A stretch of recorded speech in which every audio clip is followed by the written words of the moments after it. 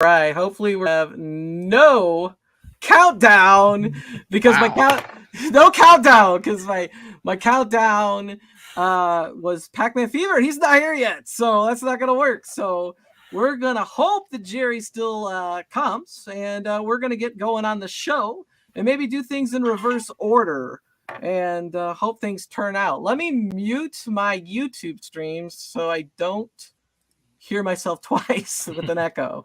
That's a good thing. Yes, welcome to Steps Arcade Bash. We have Mikey J Productions here, and we have Papa Brad. Papa Brad is a Bezerk expert. I love Bezerk. Yeah, you love Bezerk? Love it, love it, love it. Yeah, which was I'm a newbie, so yeah, you're a newbie. I'm a newbie to Berserk. Yeah, awesome. So. I am a newbie to Bezerk as well, but I first heard of Bezerk when I was listening to that Pac-Man Fever album, which is why I invited Jerry Buckner on the show tonight. So still hoping to hear from him, but we wanted to start the show because it was after 9 o'clock. Papa Brad has that. Come on, Jerry. Got your album Pac-Man Fever right here. Yeah, so it's a great album. I mean, it's got 8 songs, a lot of games. You got an autograph by Jerry. That's awesome. To Brad. What's he say? Keep the fever. Keep the fever. Wow. And you met him at a convention years ago? Yeah, I met him. I think it was Houston Arcade Expo. Yeah. And he was awesome. He was a cool guy.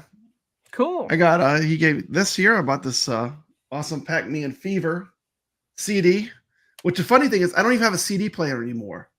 So like, really? I don't know what to do with it. I don't have a CD player. My last CD player was in my car, and my car CD player stopped working. But it's autographed, so you should keep it. It is autographed. And now this was the cool thing to get autographed. These are the patterns to beat Pac-Man. Really? You saw the stream where I rolled over Pac-Man, the short I put up. Yeah. I flip over the score and I roll over the score. This is how you do it. It just keeps going, right? Never ending, just like Berserk. Until it runs out of memory, it'll eventually crash. But it's like 256 levels, I think you have to play. But look. But so how many patterns is that? I got my patterns for Pac-Man. Signed for your wife? Yeah. Yeah. How cool is that? That's pretty cool. So Tony C says no CD player. Next Papa Brad will say he doesn't have a laser disc player. That is so funny, man. Cool. Biggie D's here. What's up, everybody? And my friend Rick, he's impressed that he has a wrench. Yeah. Yeah. So no. Anyway, the whole reason I even started the concept of the show tonight was because I was really getting interested in Bezerk and Frenzy, the New Wave Toys line, and I'm gonna bring that screen up. How about that? Let's see. There we go. Now, the Bezerk, the Frenzy, and the combination unit, and these are 1/6 arcade scales. And have you pre-ordered one, Brad, or no? No, I'm on the fence though. I do love Bezerk, but you know, Mike Hawkhurts is here. You're on the fence. You love Bezerk. They are super cool though. They're super cool. You own one though, a New Wave Toys, yeah, right? yeah. I have this one. I was going to show you. I have this Cubert, which I like. It's really nice. That's actually pretty big. Yeah. It's like bigger than your. Is it bigger than your head? About the same size. I don't know. About the same size? Yeah, about the same size. But I mean, you know, they do such a good job. It's really awesome. It's really authentic. You know, it's got the knocker in it when you're playing. Carl O is here. What's up, Steps? Biggie D, Papa Brad, Mikey, Ricardo, Tony C, Mike Hawk. Saying hi to everybody. Yeah, you always have that in the background. I could hear the little Cubert making noise. Yeah, the Cubert making noise. Yeah. But these things are cool, man. They are super, super detailed. I mean, look, they even put a little padlock in the back where the. I mean, that's pretty cool. They didn't have to do that. It's like all the stuff they do. It's just so fun. It's so cool. And it comes in a box. You know, it looks like it's got the danger thing, electricity. How'd you acquire that? I bought it. Yeah. See, I collect a lot of action figures. If I started collecting those, I'd be building an arcade for my action figures. Yeah. Yeah. If you start, I don't know. You have so many Legos, man. You got like Legoland in your house. I do. Like literally Legoland in your house. I don't know. Like, do you have any rooms that are like used for watching TV or sleeping, or Oh are they yeah, all Legos? we have a living room and bedroom and kitchen. We keep like all my arcade stuff's out here and all the Lego stuff's in the basement. All the but everything else it's just regular house. Yeah. Yeah. So I think I was talking to Brad about this earlier. The Frenzy is all beat up on purpose, intentionally. It's like, and I think he was telling me that if he got a Frenzy, that's Yeah, what I it want would that be. beat up one. But that's the only one they're making. That's the only one. They're not making the normal one, but maybe they'll make the normal one later. But I think it's pretty cool. I didn't know I liked Frenzy until I saw it in that Chuck Norris movie. And I saw him walk by the machine, and then I'm like, oh, that arcade. That's pretty awesome, you know? I think Frenzy must be a real rarity too. Like just going to a lot of arcades and doing a lot of arcade tours. I've never seen a Frenzy. Yeah. Seen plenty of Bezerks, but the Frenzy is pretty rare. I've never come across one. You know, I've played it a lot in MAME, of course, but I mean the actual machine in real life, touching the real machine, it's pretty rare. So that's saying something coming from Papa Brad. Yeah, because I have a lot of arcade tours on my channel, some really big arcades too. So if you see a Frenzy out in the wild, that's a little bit of a unicorn there. Yeah, it's that is unicorn. Take a picture of it. Yeah. Take a picture of it. Make a short on YouTube. You know what? Share the magic. I didn't even know to look your phone for and it share the magic. when I've been to that arcade in Chicago, Galloping Ghost. I've been there twice. I'm sure it's probably there. They might have one. Yeah. But the Bezerk looks shiny and new. And I think they changed what they do now. They used to let me see if I could get a better view. They made it say Atari instead of Stern since Atari bought it. But now the ones I've seen on their Facebook group is Stern STURN. So they just changed the spelling of it. They misspelled it? Yeah. Okay. Dark Realm Gaming. That is interesting. Is here in the chat. And Mike Hawkers, hey Brad, did you get your Killer Instinct cab? I sure did. Yesterday. Just came in. Just came in. So how many 1-ups are in your house right now? Oh man, a lot. a lot. Let me think. A lot? I have to go count them. I have so many. I have a lot. Yeah. Which one gets the most play, man? Probably the Atari Tempest cab gets the most play. Out of them. Do you have a Centipede, or is Centipede you just play Centipede in the Tempest? I play Centipede on the Tempest cab. That's my Atari arcade 1-up that I have. Yeah, but I like that one. I like the I have the Namco one. I like that one. It's themed like Pac-Man. I have the Marvel vs. Capcom 2. I have a Big Blue. I have a KI. I have a Defender Partycade. I have a Ridge Racer. You have a Ridge Racer? Have you modded it yet? I have not. No? That's probably the one that gets the least amount of play. If you want to ask which one gets the least amount of play, probably Ridge Racer. Yeah. Ridge Racer. But I drive 2 hours every day. The last thing I want to do, I want to off is grab the steering wheel again. I'm like, I don't know. I've had enough steering wheels for a week, by time. But my grandkids like it. They go and they play the Ridge Racer. So I've played it a bunch. I can't get past the second race. It seems like impossible. And I've played it like every time I play it, I just get to the same spot. Yeah. Oh, so I'm gonna get back to Dark Realm, but Mitchell B says I have time, but I'm getting rid of some soon. At one point, I had 7 or 8, and I have 3 now. Yeah. It's refreshing. Well, that's what I was saying before stream. Like the what we're doing to our arcades and everything, it's making me rethink some things. And priorities on which cabs and everything is kind of up in the air right now in my arcade. I'm sure you guys are feeling it as well. But I agree. As much as I love my arcade 1-up Namco Pac-Man cab, I can fire up the real class of 1981 ROM with every version of Pac-Man and Miss Pac-Man and Galaga and play the best versions of all those games. And you have the 4-way gate selector. I have the 4-way gate, so like the controls are perfect. I mean, it's hard. There's a lot of repetition now. But In That's an case, incredible mod, by the way. yeah, I had some people join the stream now. In case you're wondering, I had confirmation from Jerry Buckner. He said he would love to do it. I sent him the times. He said we're good, and I haven't heard from him this evening. So I am pivoting at this point. Hopefully he joins us. He has an open invite. He has an open link, and hopefully he will join us. I was very specific Eastern and Pacific times and what they were. So hopefully we're good. If not, maybe we could reschedule. But we are going to continue on with a Bezerk celebration right now and talking about the New Wave Toys line. I've not had a New Wave Toys as of yet. I would like to get to the point where I could afford to buy maybe this Bezerk because it's coming out in January, I think.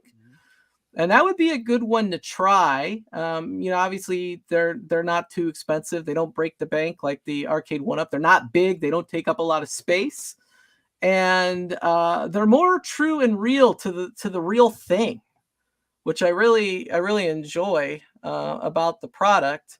And I've been really eyeballing this Bezerk and the Frenzy, and I've been even more interested in the Frenzy now that I saw that you probably saw my short with Walker Texas Ranger on it, and don't mess with Chuck. That made me a lot more interested in the Frenzy. But going back to Dark Realm's question, Dark Realm asked about what is Frenzy, and so Frenzy is a sequel to Berserk. The gameplay is, I think, a little bit more open than Berserk. Like Berserk has more rules, I believe. Like when Berserk, I think you can't walk into the wall, you can't shoot the wall, right?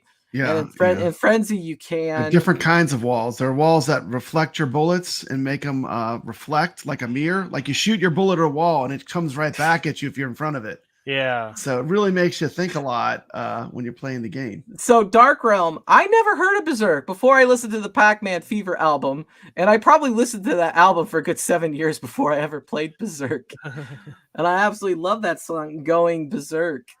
It's one of my favorites on the album, so that's what kind of I thought about it when I saw these new wave toy Berserks. It made me think of the song, and then I got the game, I downloaded it, and I played it, and I've been having a really good time. Kurt Mason says, hey, I missed that earlier. Carl O, ALP 4KP, ALP, ALU 4KP, iArcade with Gleno deck and Viper board is all you need. Okay. So that would be track 8. That's a lot, man. ALP 4K, right? The 4K at Games Legends. He has multiple how many ALUs? He's got several ALUs. Why do you and several pinballs? I think he's got 2 pinballs and he might have 3 I don't know how many ALUs he has. He has multiple. He has me doing math. I'm doing math looking at it. Yeah. And I'm like, why do we need that many at Games products? Don't they all do the same thing? But hey, if you love at games, makes it feel like an arcade. You love at games. Yeah, you can put each one on a different machine. You can have each one booted up to a different game. Right. Change the feel of your game room, just like any multicade. I kickstarted the ColecoVision mini cabs for Berserk, Frenzy, and a driving game. I can't remember the name now. There's a ColecoVision mini cab. I thought it was a mini console with a keyboard. No. There's remember those like plastic ones with like the little tiny joysticks. The Coleco ones. Now I gotta look that up. It's ColecoVision Mini. But now the original ones had like they had those LED type screens, and this thing's gonna have like a little tiny real screen in there. I guess a tiny LCD or something. This is showing me a ColecoVision flashback by At Games or something. Yeah, I have one of those. Yeah. Yeah. Yeah, I remember that was the first way I played Frogger. I mean, that was before my time, but I played Frogger at my friend's house, and he had it, and I played Frogger on ColecoVision, and that's how I first played Frogger. Coleco is a Tony C says it's a Kickstarter. Oh, it's a Kickstarter. You have to go to Kickstarter to find it, probably. All right. Well, wasn't Berserk on 2600 as well?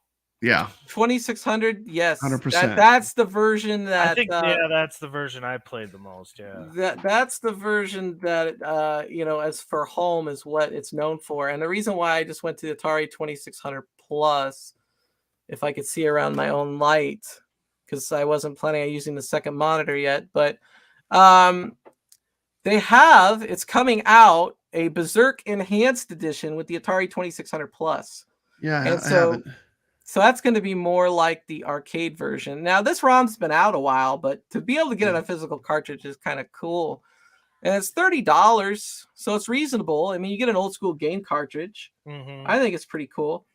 Peasants can't hunt in the King's Forest. What's he referring to, Brad? Well, and in my opinion, the 2600 and 7800 are two of the cooler systems to collect for.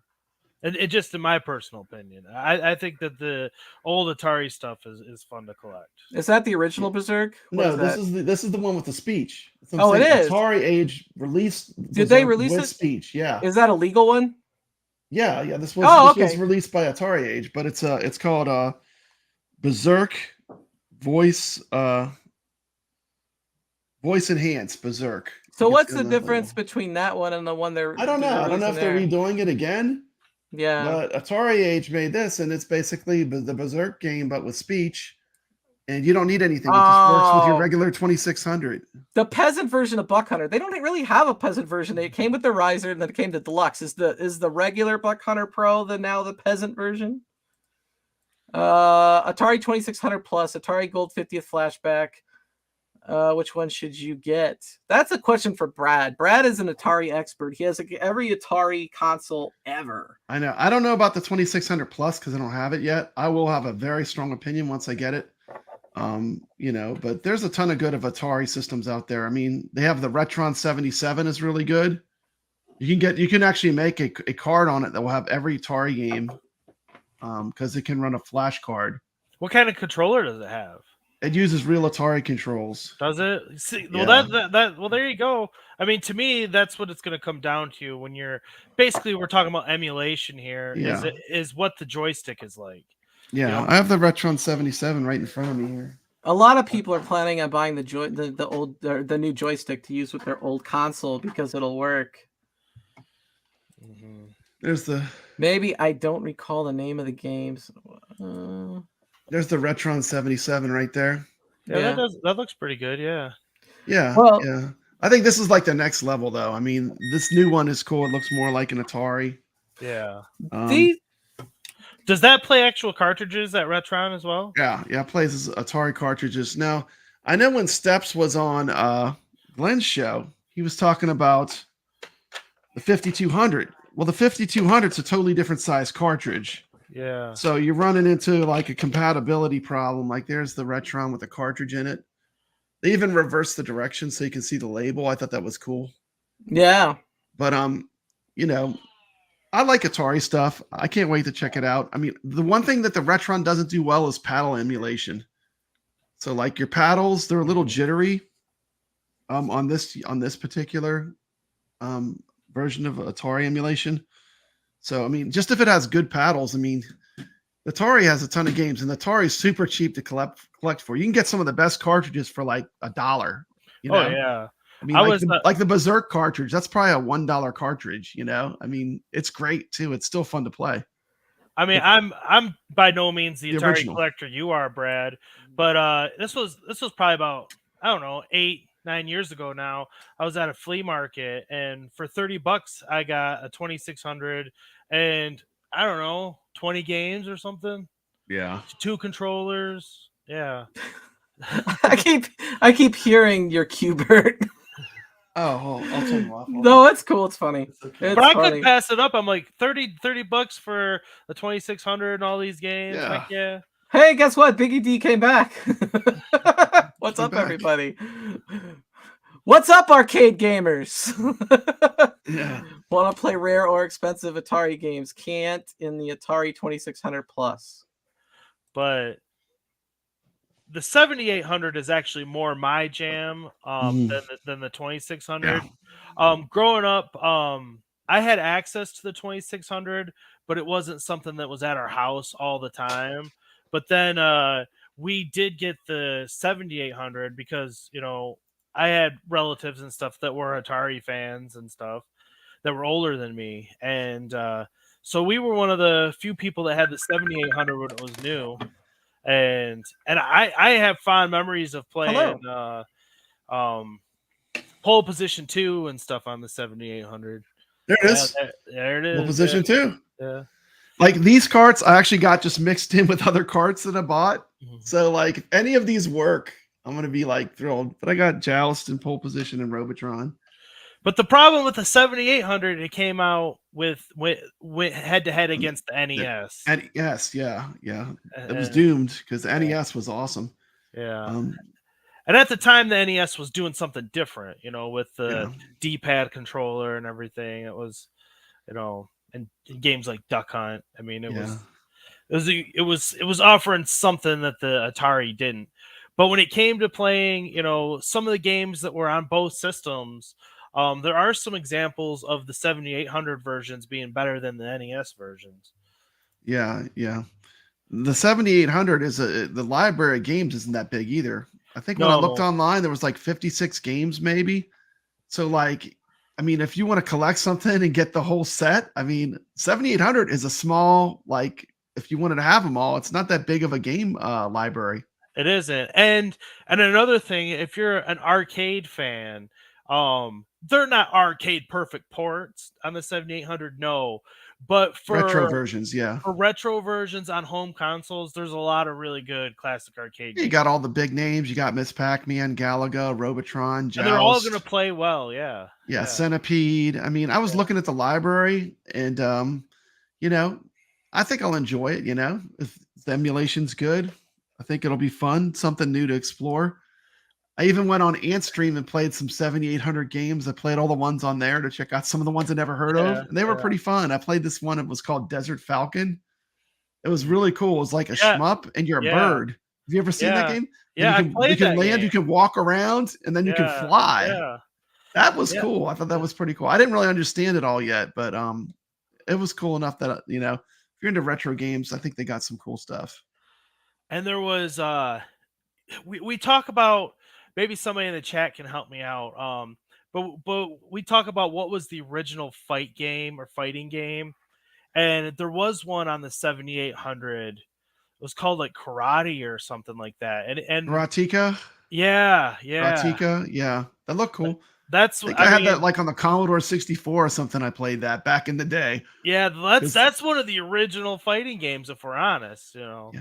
The 7800 had some of the games that were also on like the original home computers, like the Commodore and the Atari 400, 800. They had some of the same titles. So Jason says that Ninja Golf is great. I've never played that, and I've heard that is pretty cool. You can check that out on Antstream.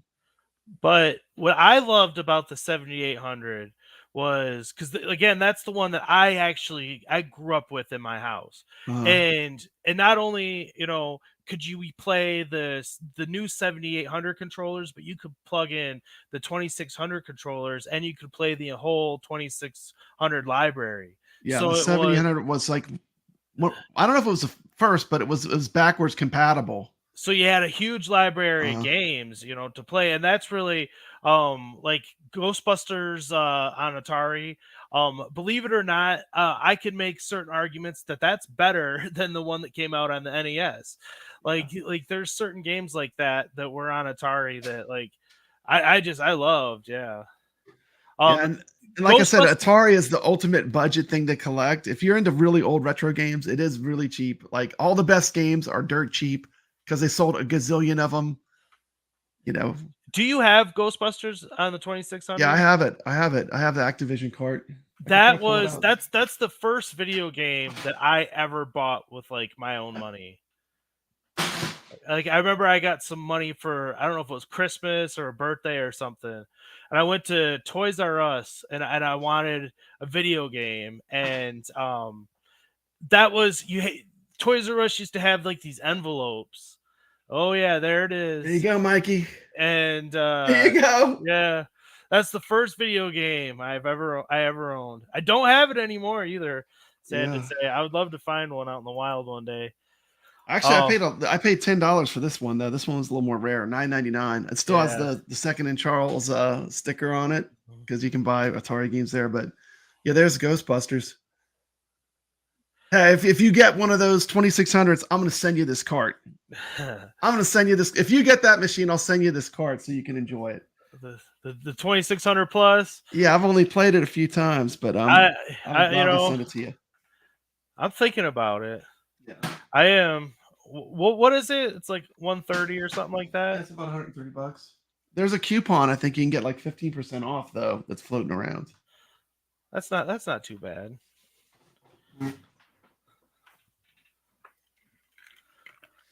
So now we get to run the show, huh? Steps left. Yeah. So we're in charge now.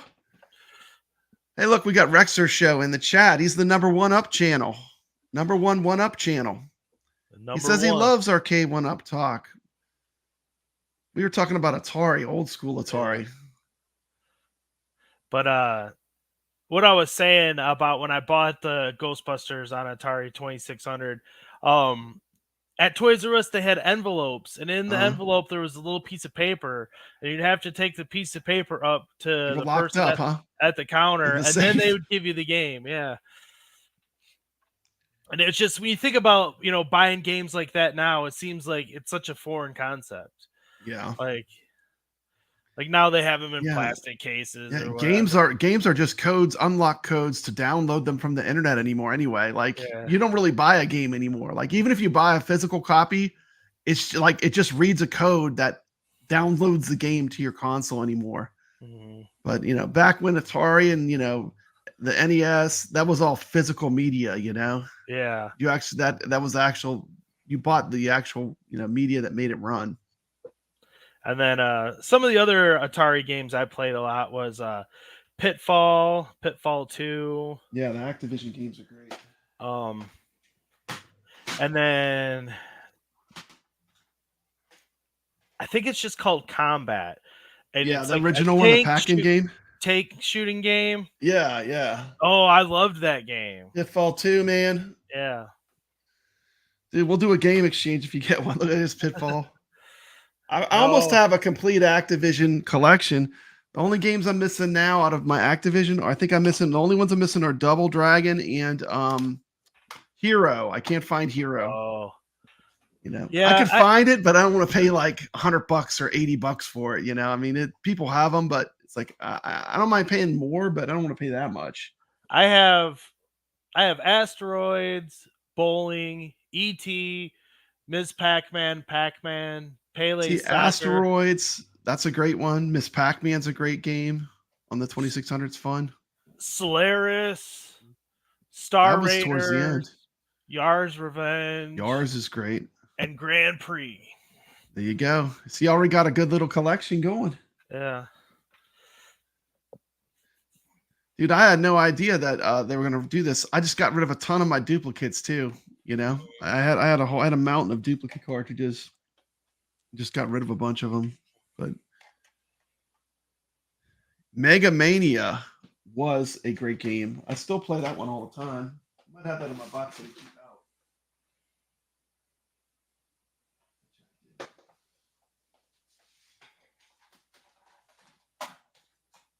Rexer Show says if anyone has a 2600 and wants to sell it, let him know.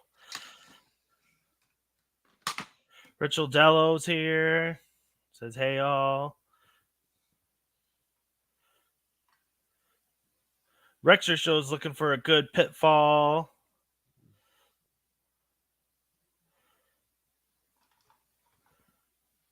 Mike Hawkhurt's Killer Instinct arrived yesterday.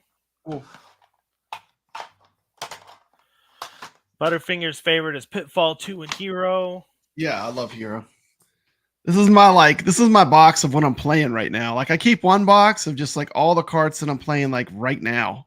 Yeah. Because I have so many. I have big bins full of them. But these are all the ones I'm playing right now. Got a lot of good ones in here. But yeah, Activision, they did a lot of the best cards. Because it was people that a lot of the people that started Activision were people that used to work for Atari, but they didn't get any money for making these games. You know, a lot of these games they got so they formed their own company. And they just ported stuff out themselves, didn't they? And cut Atari out. And the cool thing about the 7800 that a lot of people don't know is I think it's a General Computing Dynamics. It's the company that made Miss Pac-Man. They actually created a lot of the best Atari games. If you go through and you look at the Atari games, like the people that created Miss Pac-Man, they created some of the best cards. So like I just go and look for the ones that they made, and they're usually some of the best games. Like they did like Centipede on the 2600. They did Asteroids on the 7800. But like they did a lot of games for Atari. Oh, and she's back. You're muted. You're muted. I know I'm muted. I'm letting Jerry in right now. Jerry, we'll go live, okay? Awesome. Okay. All right. Jerry is here. We had some technology issues, and I was helping him through it. Are you here, Jerry? I think I am. Yeah. I'm trying. All right. That's awesome. I apologize for being late to everybody. I just, I have no excuse. I just got messed up. I had the wrong time. Sorry. We're just ecstatic you're here because I absolutely love obviously Pac-Man Fever and that whole album, and I enjoy music before I enjoy video games, but I love both. And to have the combination here and to have the godfather of video game rock here is just amazing. If you're referring to me, that's the first. I've been called a lot of things. I've never been called that. That's great. Yeah, man. Hey, you know. Yeah. There's no classic arcade songs bigger than Pac-Man Fever. I mean, I lived through Pac-Man Fever, and I'll tell you, that was a whole cultural phenomenon. I mean, it just exploded. Well, you're exactly right. It did. It was amazing. It was a monster. It just took over. And what really helped it was television. Back then, TV was still king, you know, and we started getting play in Florida over the holidays, and then people that were on vacation went back north and were calling the radio stations to hear the song. And then a show called Entertainment Tonight. I don't even know if that's still on the air, but they did a story about us, and then it just exploded, and it just went crazy. It just, I mean. It fit the craze of what was going on. I mean, people were standing in line with, quarters in their hands waiting to get on these machines. It was just amazing. It was definitely a historic time, especially for video games. I remember playing Pong and thinking that was a big deal, Yeah. They had Pac-Man everything. They had Pac-Man hats and shirts and lunch boxes and you name it. Pac-Man socks. Pac-Man was everything, Yeah, it consumed everybody and everything for a while. Yeah, it's still big. I mean, it's amazing. And even go ahead, Steps. I'm sorry. I was gonna say we did an introduction here, but some people are in here may or may not know of Pac-Man Fever. I was gonna show a clip here real quick. It's only a minute long of the Pac-Man Fever song. All right. So let me do that real quick. Okay. Yep.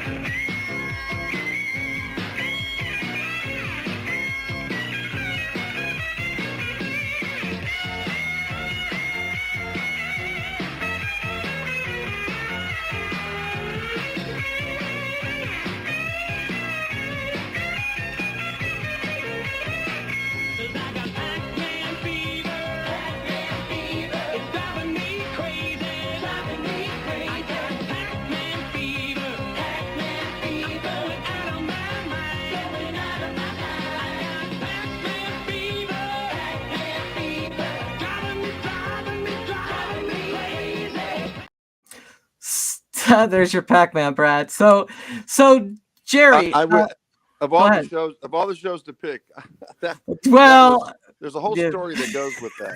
Yes, I know. And so I had American Bandstand as my countdown intro. I was going to air that, and then I had this to ask you a question, and but I didn't end up doing the countdown because we started a little bit late. But the reason why I wanted to bring that up is because I wanted to know, Gary Garcia there is the lead singer, and you are on keyboard, right? That's And correct. Yeah. yeah, and so when that show happened, there's and by the way, if you don't have Jerry's book, there's a link in the description for his book for Pac-Man Fever. It's a story of Pac-Man Fever. I did buy it myself this week, and I did enjoy it. It's a quick read. It's very nostalgic and a great trip down memory lane, and I do recommend picking it up. It's $5 for the ebook or $10 for the paperback. But when I was reading it, I read about the story of Solid Gold, and I had never seen it. And I turned on that video, and it wasn't just the story that you had about that. I was wondering, well, let me ask you this question first, and I'll get back into it. But was when Gary asked you, said, well, let's do something a little bit different, was he trying to rib you, or was it just like a fluke occurrence? No, I think he was being sincere. He said, let's dress a little crazy or whatever. And I said, well, okay, I can do that. But his idea of crazy and mine apparently wasn't the same. And so when we ended up at the studio to tape this show, when we went into separate dressing rooms, when I stepped out, I'm dressed in this crazy outfit, and he was dressed pretty much like normal, except for a little Pac-Man thing in his glasses.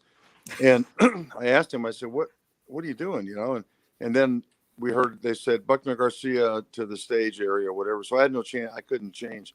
Mm-hmm. So we go out there and walk up on the stage, and Marilyn McCoo was introducing us on the show. And she looked at me and she said, who are you supposed to be? And I said, an idiot, I mean, I really felt it was so stupid. And I never forget when the show aired here in Atlanta, my mother called me right after the show, and she was really upset and said, what were you wearing? What in the world's wrong with you? And anyway, so that's what happened on that. And that was the end of that. That never happened on any other show or anything else we ever did. But so I think it was the same day you went to American Bandstand. Which one was first? This was first. Bandstand was on a different day. It was on a different day. Okay.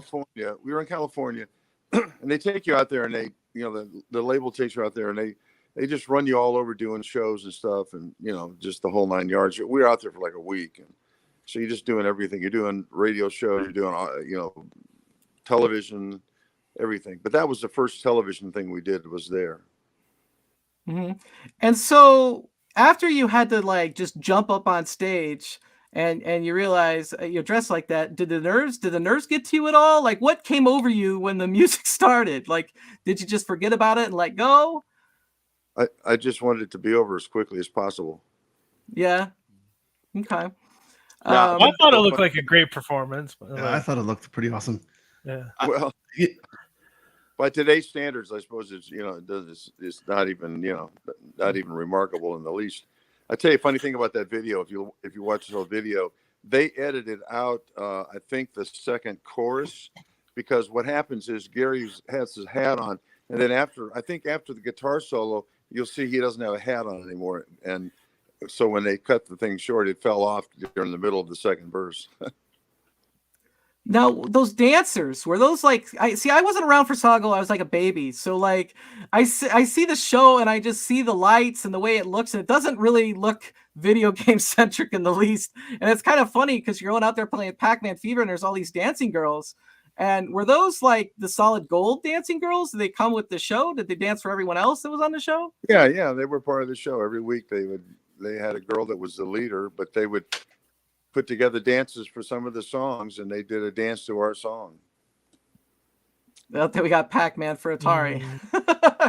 Awesome. So the other, let's see. So Goin Bezerk, which was the whole reason I started this show today, was to celebrate Bezerk.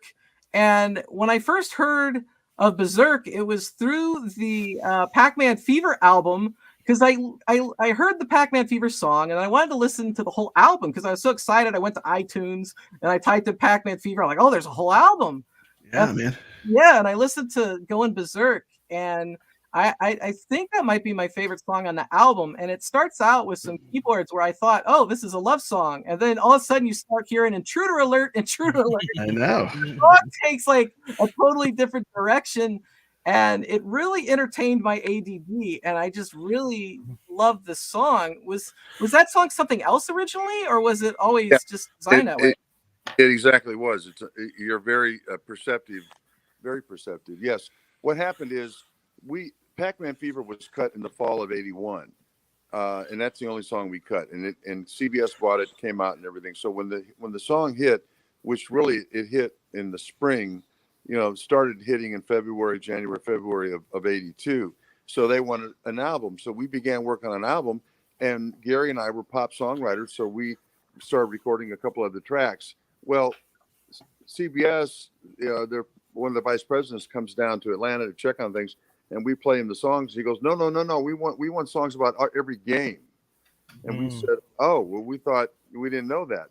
Well, we'd already done 2 tracks and spent a lot of time on them, both of them. And Berserk was a different song. Yes, you're correct. And so we thought we can't waste the money. And CBS said, well, can't you change the lyrics? So we did. And that's why you're exactly right. It was a different song, but people love that song, even though it's, a game song thing. They still like, because it had a nice melody, and a lot of people thought it should have been a single, but they didn't do that. But that's the story, and you figured it out.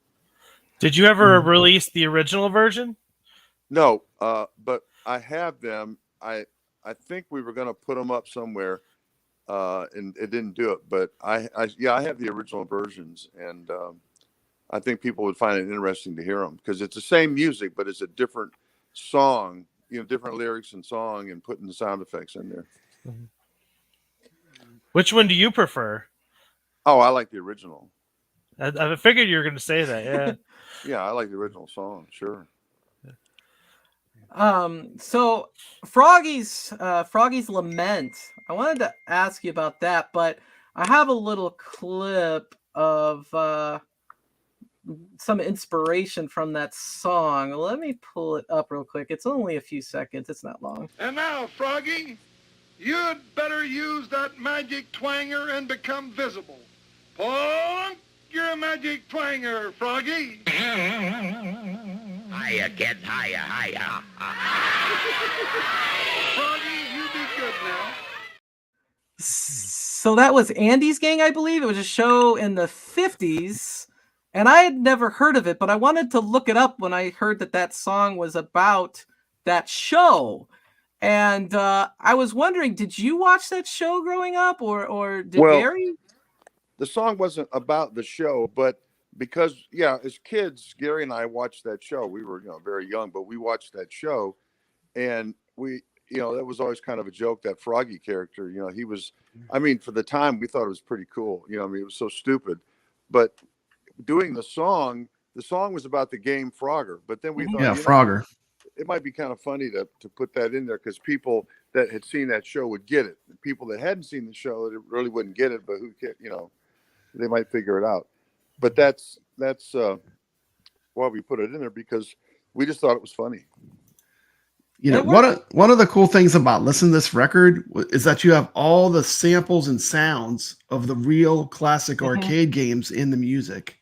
How hard was it to capture like all these games? Like that you have the games throughout the songs interwoven in them. You'll hear like the real arcade games. How was that accomplished?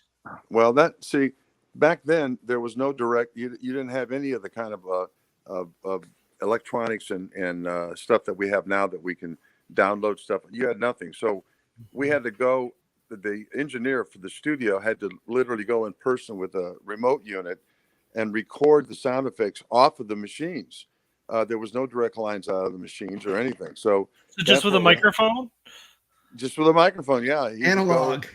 He would go and he would record all the sound effects, And you know, there used to be a rumor going around. I don't know if it's true, but they claim that Pac-Man Fever, they went to a delicatessen to record. We weren't there. We didn't go with them, but they went and recorded at a delicatessen, and somebody claimed they could hear somebody in the background ordering a sandwich or something, which I never, you know, I don't know if that's true, but that would have made it even funnier. But yeah, they had to go and record. Those sounds are off. I mean, they were off the real machines.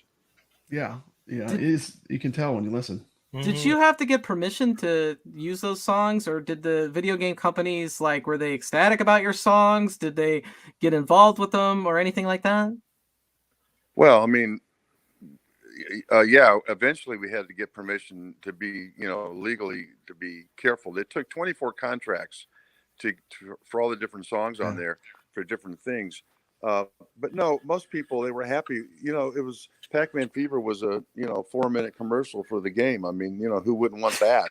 Yeah. But It was a different time too. Like, you know, I mean, you have what, Nintendo with the Donkey Kong, and you have Namco with the Pac-Man. I mean, you have all these companies agreeing to be on this record, and like, you think about the licensing that would be involved today. Yeah, it was actually a nightmare then. Would be even worse now. But some of the companies didn't even want any money. They just said, we're grateful you're doing, you know, a song about the game. So it worked out okay. Pac-Man, they did, that company won a little bit, but you know, they were so happy with the advertisement that, you know, they didn't really argue with us. So I got to ask you, what is your favorite arcade game to play? Well, you know, to be honest with you, I always liked pinball. I was kind of into pinball. I had a machine, a pinball machine at home for a while. I mean, if I had to play a game, if you're asking me if I was going to play an 80s game, I loved Asteroid. I love Pac-Man. I wasn't great at it. Gary was pretty good at it. I wasn't that great, but he was pretty good at it. I always liked Asteroids. I always had a lot of fun with that game. I had Carl O in the chat. He's mentioning that WKRP and Cincinnati theme is my favorite one, Jerry. I grew up there, and when I was in the military away from home, I really loved to see and hear it. Yeah, we did that. That's us. Yeah, we. Yes. Steve Carlisle was a singer here in Atlanta. He sang a lot of demos, and the guy that produced the TV show WKRP, he had been an advertising guy here, and he moved to California, and he hooked up with Mary Tyler Moore Productions. They came up with that show, which was based on a radio station here in Atlanta. And Steve Carlisle worked for them doing commercials at their advertising agency. So they asked him to sing this theme. Well, back then when they did themes, they were only like 30 seconds long. They didn't do a whole song. So we signed Steve to a contract with MCA and had some other single releases. And then they said, when they found out that he sang that song on the TV show, they said, well, we want to put that out. So we went back in, extended the song, new lyrics, re-recorded it, and it came out. And that's how that happened. That's very cool. Yeah. You did some recording for some other artists. When I was a kid, I was looking through my grandmother's CDs, and she had all these Bobby Vinton CDs. She was like, she's 100% Polish. And I think I read that you wrote a song that he recorded. Well, I wrote a song that he did record. Yeah, it was never released, but okay. A different guy ended up. But Bertie Higgins ended up doing the song. But Bobby Vinton originally recorded called "The Wall," but it never came out. His version didn't come out. Okay, but I could hear it if I looked up. You said Bernie? Well, you could hear Bertie's version. You can't hear Bertie's. Bobby Vinton's version, but because it's not out there. But yeah, you could definitely hear it if you go on YouTube and just put in "The Wall," Bertie Higgins, and it's in there. Okay.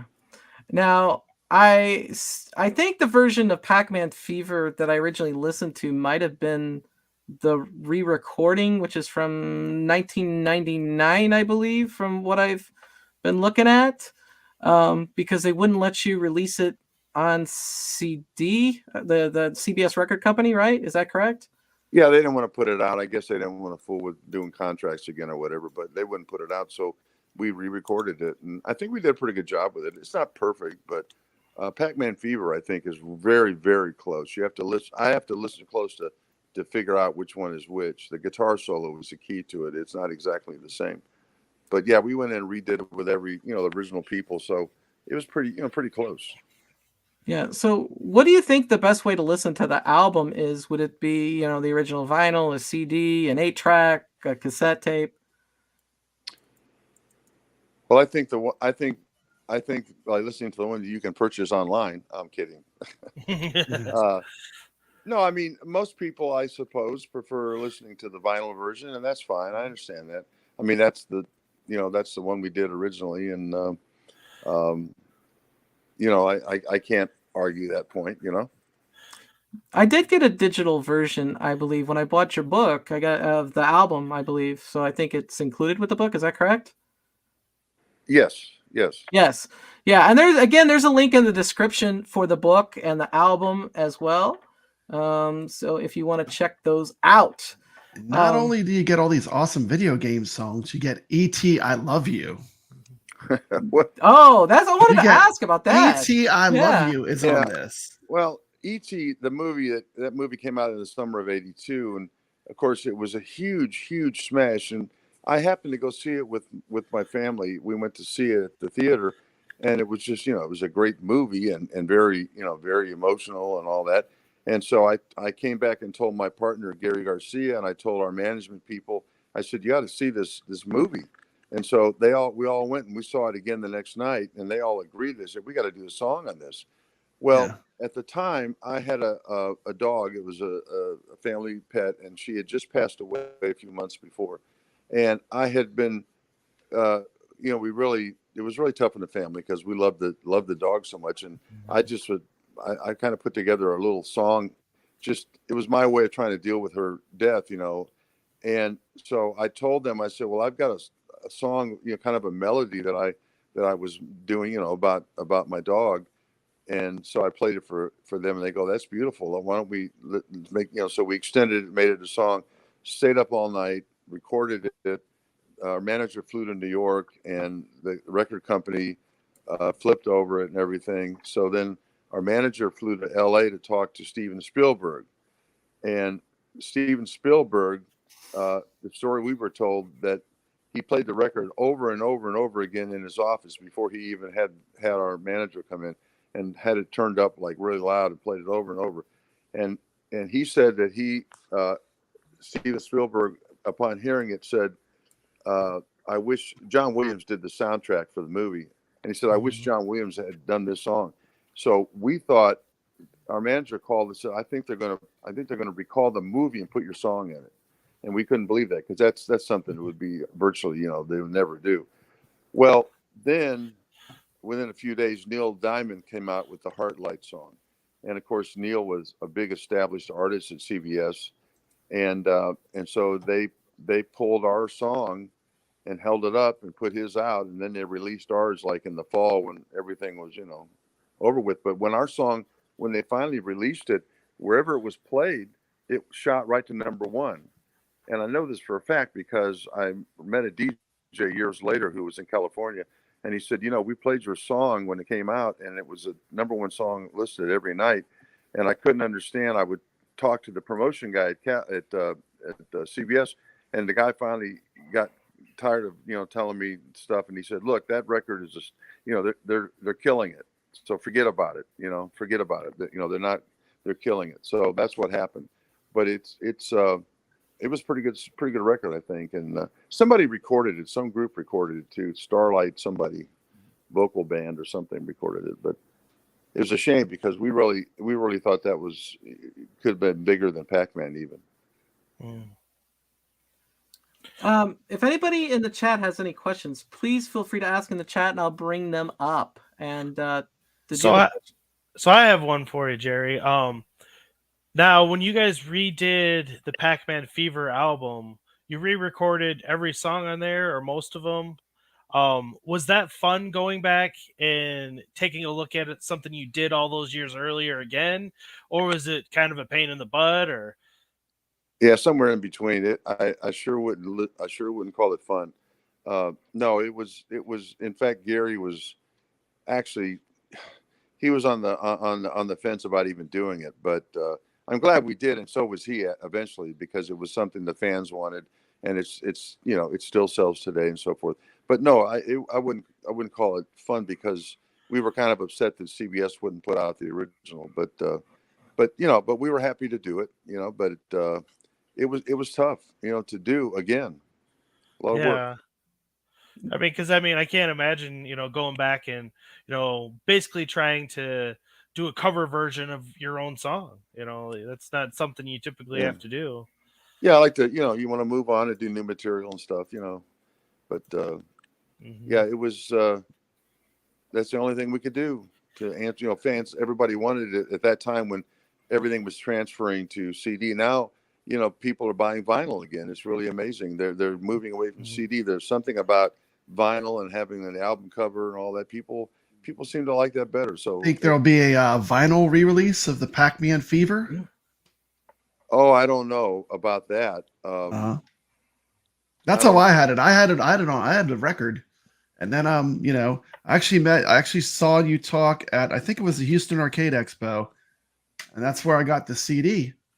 Okay. And you know, you really, I mean, this album though, really, I mean, if I think about the 80s arcade games I love, I mean, they're all here on this album put to music. You know, you've got Pac-Man, Centipede, Berserk, Donkey Kong, Asteroids. There's only one Yes. game we missed. There's one game, see if you can think of it, that would be in that same category. It's your favorite game, Brad. What's that? The one you Space played at Invaders? Kmart when you were a kid. Oh, Space Invaders. Space Invaders? Yeah. Yeah. And honestly, I don't know why we didn't do that. I really don't. People have asked us, why didn't you do that?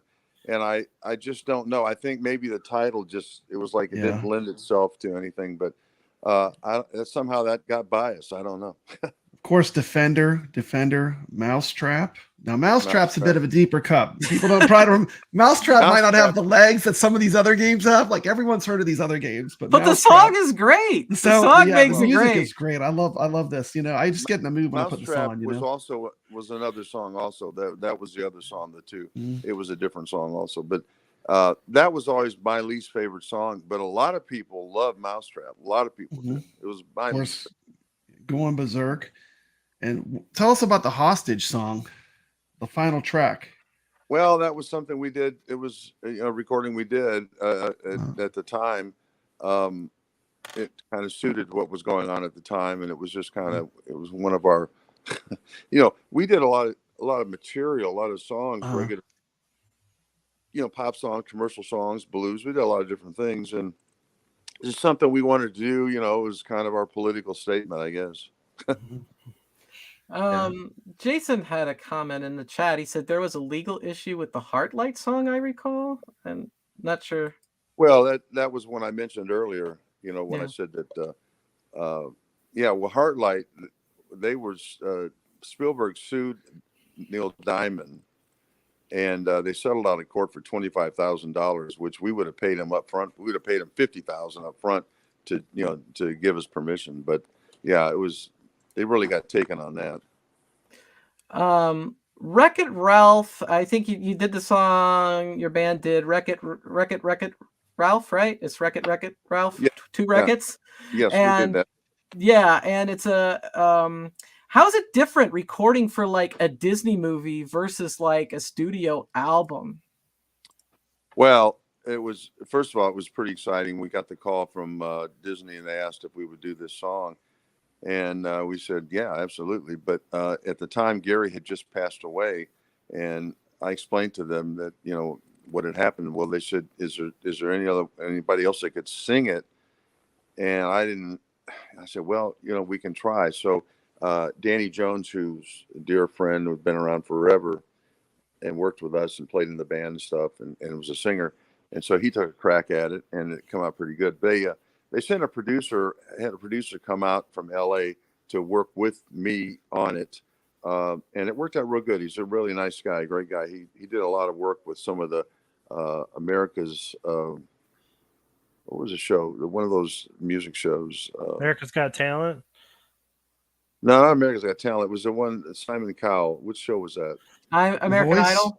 American Idol. American Idol. Yeah, he worked with some of the singers on there, and he did a lot of big acts. But he was a good guy, so he came out and helped. But the difference was, yeah, doing a song for a Disney movie was pretty exciting, and we did it, and it was really neat to go into a theater, and actually see that and see your name up in there in the credits and stuff. So that was really neat thing to do, and we were hoping to be in the second Wreck-It Ralph, but it was such a different direction and content that that it didn't work out. But we hope to do some stuff with them in the future, maybe again. Yeah, Wreck-It Ralph. I think the original Wreck-It Ralph is just quite a bit better than the second one, honestly. But, I thought it was. I thought it was pretty. I thought it was a pretty good movie. The guy that in that movie, there was a lawsuit.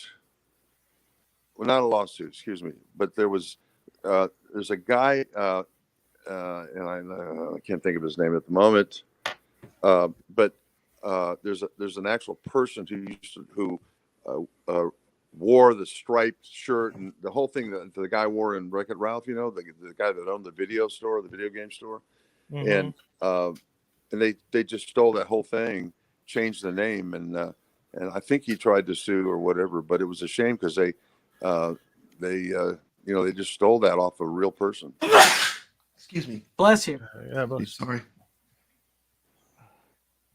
Yeah. Was it Walter Day? Yes, Walter. Walter Day, yeah. Friend. I can't believe Walter Day. Yeah. Walter Day, yeah. Yeah. He wears the referees thing. Right. Yeah, he was responsible for starting the whole scoring thing. Twin Galaxies. Mm-hmm. He started Twin Galaxies, yeah. Billy Mitchell. Billy's a great friend. Yeah, we've done a lot of shows together, Billy and I, and he's a good guy. I like Billy. Good. He never hesitates to talk to anyone, any fan, anybody. We were at dinner one night together, and a kid was in there with his family and recognized him, and he got up from dinner and went over and talked, and food got cold, but that's the kind of guy he was or is. I like him a lot. He's a good guy and a great player. I mean, this guy, talk about Donkey Kong and Pac-Man Fever. Forget it. He's the king. Can play a perfect Pac-Man. Yeah, he's first to do perfect. It. Yep. So when you met Dick Clark on American Bandstand, is he exactly like you would have perceived him on TV? He just seems like such a iconic standout guy. Well, yeah, Dick Clark was very good to us, and the story's kind of funny because we grew up watching that show, and so when we got out when they had us do the show, we got over to ABC, and we're in a dressing room, and they did at that time. He told us they did 6 shows on a week. They did 3 shows on a Saturday and 3 on a Sunday. That's how they would do them, and so tape them. So we're in our dressing room, and I'm trying to think who was there. Was 3 or 4 other. Well, Birdie was actually there too, which was interesting to do his show, and Huey Lewis and the News was there. Ooh, and 2 other acts. Anyway, so we're in the room. Well, people started coming in and getting autographs and stuff, and the producer of the show came in and with his kids and said they want autographs and all that, which we were happy to do.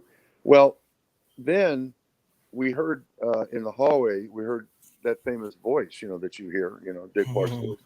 So when he came in the room, and we said hello. Well, we were like just starstruck. I mean, to be sitting in the same room with Dick Clark. I mean, it was just from growing up watching that show. I mean, it was just too much. So he's sitting there, and we're talking, and he's telling us he was in a sweatshirt and jeans, which was weird to see because you always saw him in a suit, And we're talking and everything, and he says, "So what we'll do, we'll do this and do your song, and then we'll do some questions." And he said, "I'll ask you some stuff." And he gave us a quick little question, just like a little test thing. And we just sat there and looked at him. I mean, we couldn't even talk, And so he said, "Guys, it's TV. you gotta talk. You got to talk and everything." So it was terrifying, honestly, to do the show. I mean, I remember sitting there thinking, I don't want to do this. I mean, this is just too much, too frightening. And it was just so surreal, But that show, they knew exactly how to deal with, acts like that, us coming in there, that were in awe of Dick Clark and everything, and they had everything laid out. It was mistake proof, and uh, we got down there and they set up and everything, and so at the end of it, he walks up. He did the interview, and he made sure that we didn't die out there. A real pro will do that, like Johnny Carson, all those guys. They know how to keep something going, even if you're not doing too well. So he walks up and he tells us with his back to the camera, take a bow and all that.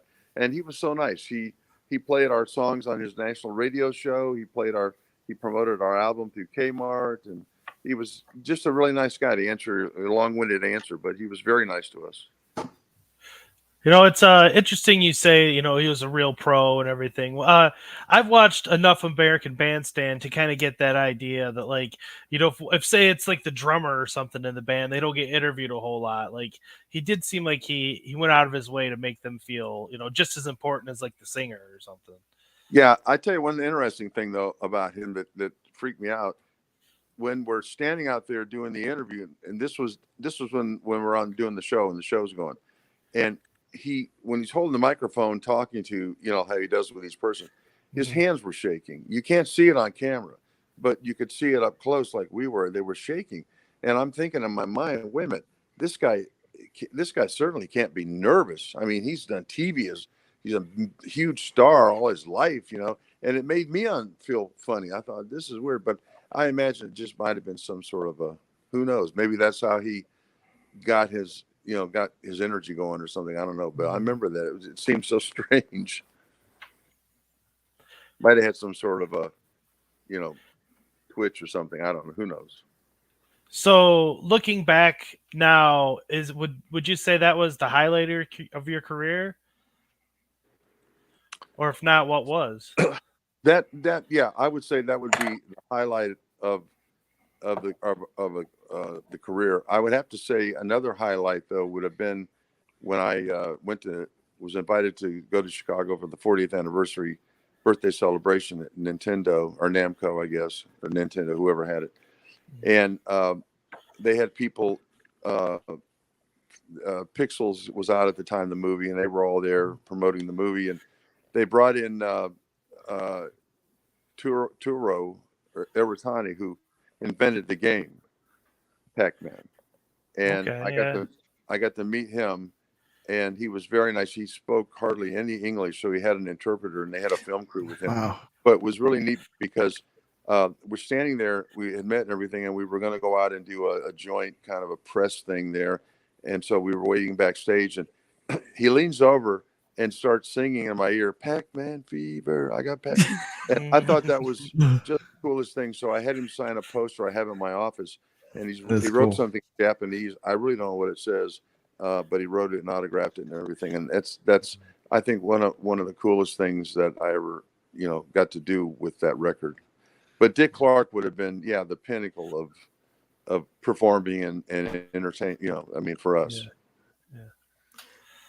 I think I was reading that, or no, maybe I was listening to the enhanced version of the album where you made commentary that "Ode to Centipede" is your favorite song on the album. I like that a lot, and I love the guitar solo. Chris Bowman played that, and I just like the chord structure. And if I had to pick one song to listen to, I would pick out that one. I liked Ode. I mean, I love the album. I mean, I really do. I think we did a really good job, but that song I like those kinds of melodies. I like the chord structure, and I thought the guitar solo was just really, really good. So that would be my overall favorite.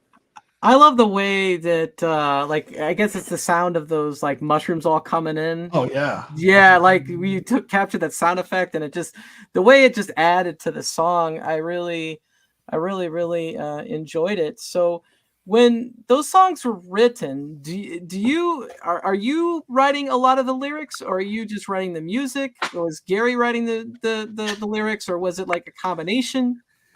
Yeah, it was a combination. We had a great it was a great partnership for songs because we each brought something to the songs that the other didn't necessarily have. I generally I would generally come up with what they call the hook, and a little bit of, I would come up with a melody and music. I would do more of the music, and then Gary would do more of the lyrics to answer the question. And he was a great lyricist and did a great job on that. And I mean, especially Pac-Man Fever, that summed up that entire.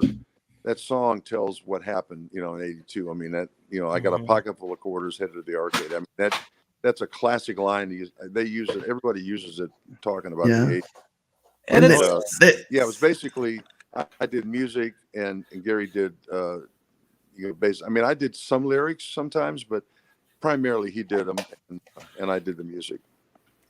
it was such a strong intro. He was so, it was almost, it, you know, it was very strong the way he just said it, a pocket. It was just so, and it just gets you sucked right into the rest of the song. There's that little part with where it's just the drums and the sound of Pac-Man. And it just brings you right in front of that arcade. And you're like, that's Pac-Man. You know, that is the Pac-Man experience put to music. Yeah, you know? I think so. I think we captured that feeling. You captured really it. do. And You nailed it. Gary was a really great singer and learned how to sing in the studio. And, you know, we had bands together back in Akron, Ohio when we were younger, and we played together, and we actually played together as a duo for some time, you know, playing around. And so we went to high school together, and you know, we were just like brothers, and I miss him every day, but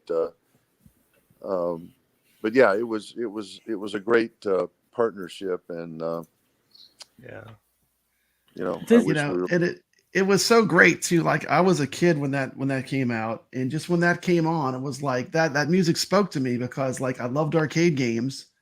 And it was such a beautiful tribute, you know, like you're like, oh, that's a song. That song spoke to me, you know, and it meant a lot. And so I just want to say thank you. When you mentioned Wreck-It Ralph, if you'll listen to the guitar solo, what I wanted Gary to be a part of that song.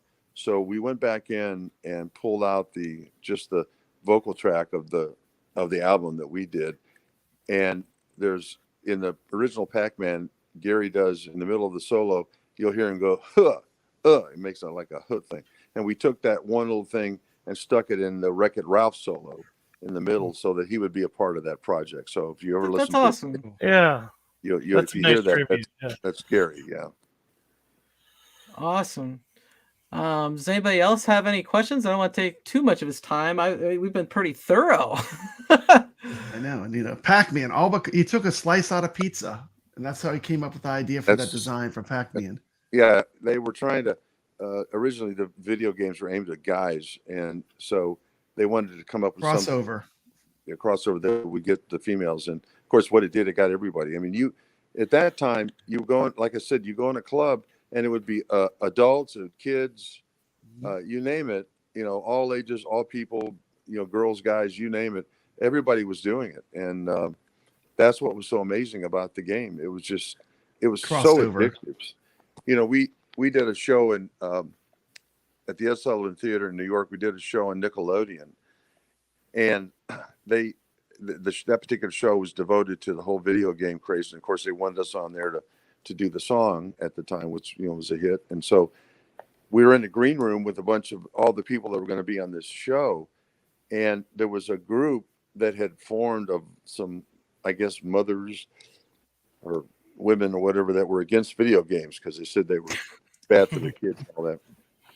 You know, they got a little bit of press, and so they went crazy, you know. So they're there to be on the show, and then they had some representatives from Nintendo, I think, and you know, maybe a couple others, and a couple of people from some TV shows, and just a variety of people, you know, to be on this. This show was like a Phil Donahue kind of a show for kids, you know, for teenagers. So anyway, we're in the room in there, sitting there waiting to go on, and they're talking. Well, there was one or maybe two or three of those women with this organization. I don't know what they call themselves, but they get into an argument with with the guy, one of the guys from the video game company from Nintendo, and they just, you know, they're like, you know, getting angry and stuff, and it's kind of ugly. Then it kind of stops for a minute. Well, one of the women was sitting next to me, and all of a sudden she turns and looks at me and Gary, and she goes, "Are you the guys that do that Pac-Man Fever record?" And I was, Uh-oh. literally afraid to say yes. And I said, Oh, well, yeah, that's us.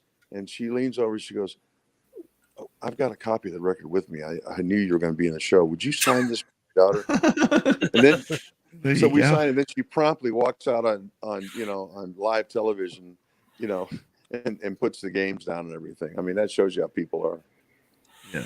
That's just ridiculous. I wanted to go back because I forgot to ask something here on Froggy's Lament. The vocals are so different than the rest of the album, and I'm assuming that was still Gary. Does he have that kind of range? Yeah, he did. He did he was lead vocal on every track. Yeah, he did. He would apply what he thought it should sound like, And It reminded me of that frog that we showed earlier. He did a good job. That is cool. that they were debating between that song and Donkey Kong for a second single, and our management people wanted the Frogger song. They thought it would have a better chance, but they said no and put out Donkey Kong. And I would have thought Donkey Kong would have done a little better, but it was just, that song was so huge, the Pac-Man song. It was just kind of hard to follow that up, But but Frogger was a cool song. I like that song. We tried to write each song as a song first. We didn't just throw out sound effects. We tried to write the song to be a good pop song on its own had it been a regular song with regular lyrics. So I think that's what helped keep it. Pac-Man was on the charts for quite a while, and I think that's why the album did so well, because it was, the songs were pretty good. I think all of them were pretty good, and people, liked them, and that's how we approached doing it. Awesome. Did either of you have any more questions? I think I've hit everything I was curious about. Awesome. All right. So, Okay, Jerry, what do you have listen, going on? Are you going to any more conventions or anything? Because I think I saw you at the Houston Arcade Expo is where I got to see you speak. Well, I get, of course, the COVID thing shut down a lot of that, but I get requests to do things, and I don't know. We may do something here in a couple of months, I think, up in Ohio. But what I'm really excited about is they're doing, in the process of filming a movie about Pac-Man, and it's the same people that do the Mario movies, which have been very successful, really cool movies. Oh, So I'm looking forward to this. This should really revitalize everything a lot, but it should be kind of neat. I can't wait to see that movie when it comes out. Hopefully it'll be out in about a year and a half or so, I guess. They're going to be filming it this year. So we'll see if we're a part of it. Hopefully we are. Hopefully yeah. in there.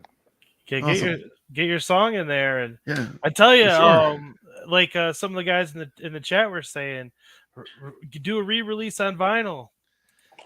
Yeah, you should do a release on vinyl. It's Pac-Man Fever. Where can you get this at? I mean, I have the CD, but where can you get it? Like, is it on iTunes or? Yeah, you can get it on iTunes, Spotify.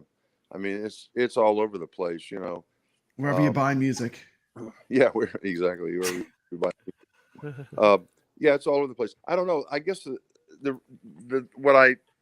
what comes to mind when we talk about redoing a vinyl. I mean, the album is out there. People can purchase, the original album. So I don't know. Maybe my thinking's wrong, but I mean, I don't know. You think people would want to buy a re-release of the same album if it was a new release, but it was the same album? I don't know. I'd buy a vinyl for sure. Yeah. Even I had the vinyl. I had the vinyl. When I became a poor college student, I sold all my vinyl, but I had the Pac-Man Fever, the vinyl, and I regret it. So I would buy one. 180 gram vinyl. I'm going to think about that. I'm going to talk to our management people, and maybe that's something, we could do, and maybe do something a little bit different with it. Maybe color it yellow or something. I don't know, but maybe we could do something different. Even if it's just a limited release on your on a website or something, I'm sure it'd be cool. What do you think? What would you pay for an album like that? $20-25 bucks. I'd pay that. So that's the going rate, I suppose, for vinyl now, I guess. I was buying a bunch of vinyl a couple of years ago. It just depends. If you put a special color, something like that, you might be able to, $30. Yeah. I mean, All I right, have well, one we'll- right we'll- here unopened. We'll Yeah. kick that idea. We'll kick that idea around because we thought about it, but I'm glad to get your feedback on that. We'll talk about that. Because I mean, I'm a huge music fan and everything. And if I'm gonna buy music in 2023, if I want a Retro. physical copy, it's vinyl, and Analog. if it's just digital MP3, those are the two formats that I purchase. Okay. All right. Yeah, people for some reason aren't big on the CDs anymore. So, Yeah. well, guys, Yeah. this has been great talking to you. I've enjoyed it. I appreciate you having me on the show. I appreciate you coming. It was an honor and a privilege, and I Absolutely. look forward to seeing what's next, Jerry. Thank you, Jerry. It was a pleasure to Okay. meet you, sir. Yeah. Thank you, guys. I really appreciate it. Nice meeting you too. Take care. Take care.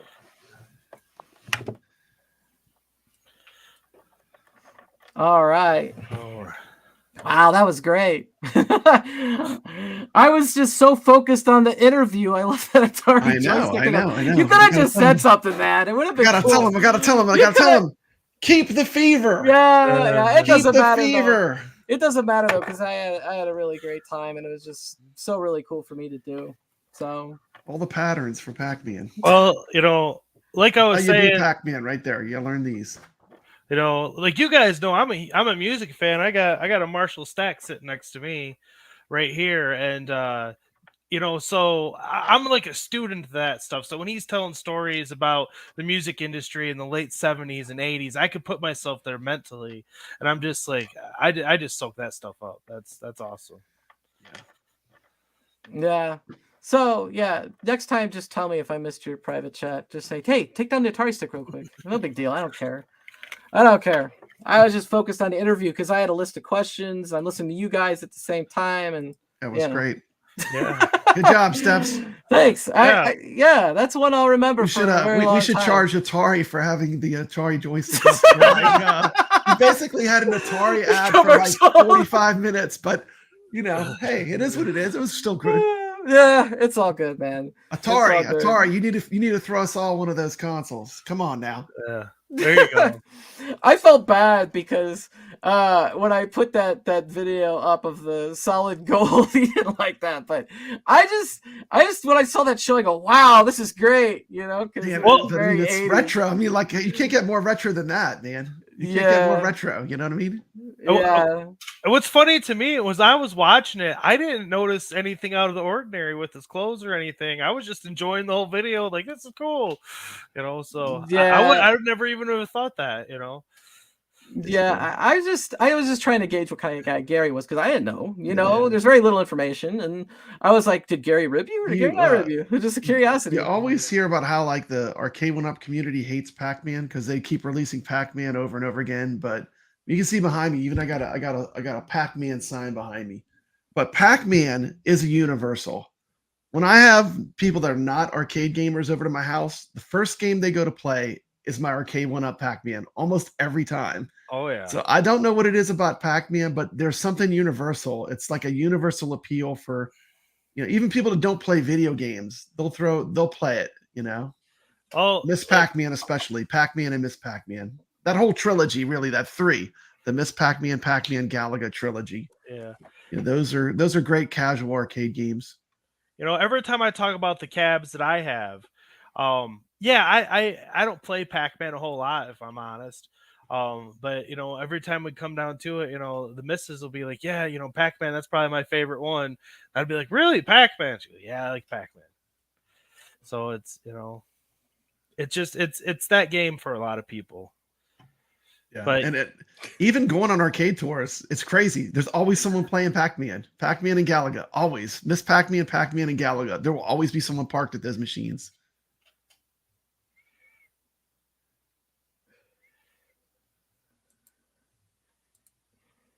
I'm just putting up the comments, yeah. Wow. All right. So we got some Bezerk and some Frenzy, right? Is that what we're going to be playing now? Yeah. Well, I just want to respond to Jason's comment there real quick. Yeah, I mean, I don't know how you could not be like respectful having, somebody like that, you're interviewing and being a part of the discussion anyways. I mean, he has a lot of like I said, he has a lot of insight into the music industry and movies, and I mean, like he's had interactions with Steven Spielberg. I mean, like, come on, guys. Even for me personally, like I said, when I was a kid, I mean, video games weren't everywhere, and when that Pac-Man Fever song came on the radio, I was like, that's the song that's there for me. I love this, and it was really great. It was really great because it was completely different. There was no video game songs really on the radio, nothing like that. It was just a unique thing. Yeah, I don't know. No worries, had a good time. To me, that's an ideal guest for me because music was my first love, really. I had a music channel. I still do.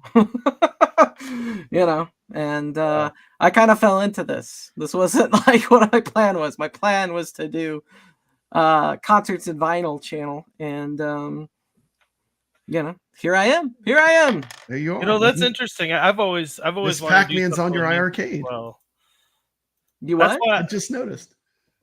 I had what on my arcade? Your Miss Pac-Man's on your iArcade right now. I mean, because I tried to load Pac-Man. Has all the bangers. I tried to put Pac-Man on it, and then it didn't run. And I was like, I had no time. I was like, Miss Pac-Man, it is. Yeah. You can actually play Pac-Man on the class of 1981. There's a code. There's a code? Yeah, you'll play every version of every Pac-Man. It plays fast and slow Pac-Man, fast and slow Miss Pac-Man, Galaga regular shoot, and Galaga fast shoot. I'll send you the codes. You just like you enter these certain joystick codes when you start, and you can select whatever you want. But yeah, it's really cool. It's a really cool thing. I'll share it with you. I'll messenger it to you. One thing I was working on, I didn't get it figured out yet, but I was trying to get the EJB codes up in Mortal Kombat 3. Ultimate Mortal Kombat 3, get those characters unlocked and everything, but you gotta hit the block button on player 1 and player 2 at the right sequence. There's the codes. Blinky becomes Pinky. Blinky becomes Pinky. That's how you know it worked. Yeah, it's left right up fire, and that'll enable fast mode, speed chip mode on any of the Pac-Mans. Yeah. And then to play Pac-Man, you go up, down, left, right, left. And then Blinky becomes Pinky, and then they'll play Pac-Man. You can enter the speed code too, so you can play fast Pac-Man as well. If you enter this first code when you load up Galaga, your Galaga shoots twice as fast, and you get speed version of Galaga. Oh. Well, Brad, I'm sorry. This is the real class of 1981, not the atrocity that was the arcade one-up. That's not even running the actual ROM that the arcade game had. Yeah, well, this is the real one. You thought you were known for Atari, Brad. Now I'm going to be known for Atari. Yeah, that's us. We're gonna be the Atari and Pac-Man. It's all good, Steps. No, dude, all you can do is laugh, man. I had a really good time, so I don't really care at this point. I just think it's funny. I'm like, dude, just tell me next time, man. It was, we had a good interview. I mean, that's what matters. Yeah, you can always edit it if you want. Nah, it's live. It's live. Yeah, it is what it is. It is what it is. I'm saying Atari send Steps Gaming one of them Atari consoles. It's the least you can do. Send her one of them Atari consoles. Come on, Atari. Don't be stingy. I'm gonna replace all my Maiden stuff with Atari stuff. I'm gonna just come on wearing Atari gear.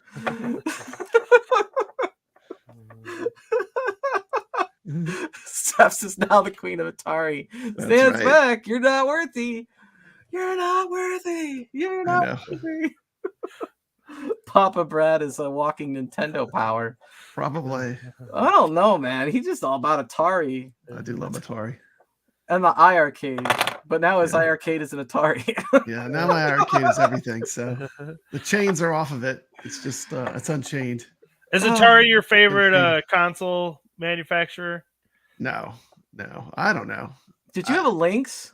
No, I never had a Lynx. It was crazy. It comes down to my childhood. Like my parents never bought me an Atari, but all my friends had Ataris, so I would go over to their house and play them. So I made up for it now. Now I've got like Atari everything. So I made up for it in tenfold. So it eventually I got as much Atari as I wanted. So It's all good. Jerry got back at me for the solid gold thing with the Atari joystick. Yeah, you had the Atari joystick up the whole time. I'm saying they got a great advertisement with this awesome guest. We all I tell you prefer guys. Atari. I tell you guys though, I'm gonna add this video. I'm gonna add this video to Atari so they can see that they got all this great coverage. I wanted a Jaguar when it was new. I remember looking at the ads in the magazines and stuff and being like, wow, 64 bits. And that was in the age of the 16-bit. And, really thinking that was something. And then come to find out years later, it's not even full 64 bits. It's like, yeah. I forget like something to do with the processors. It was like 232s or something, but it wasn't a net or real 64. What really made me love Atari though was not really the console; it was the arcade games.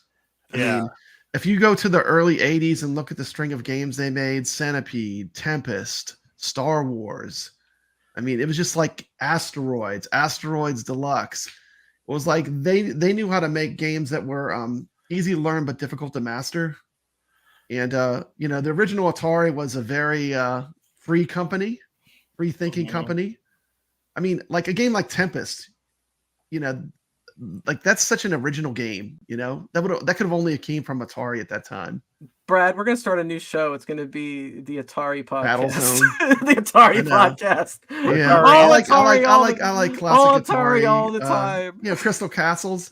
I mean, they were great. I mean, they made great arcade games, and I think they used the greatness of their arcade games to kind of, sell the 2600, which wasn't so great, really. They did the best they could with it. It wasn't. But I mean, compared to the arcade games, which we can now play at home. I mean, like I'm gonna play the classic arcades a lot because I love those.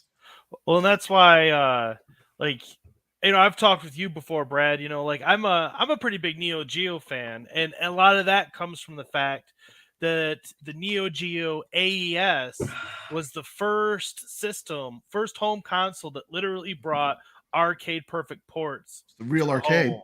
Yeah. And it was like that was if there was S tier back in 1990 or whatever, it was definitely Neo Geo. And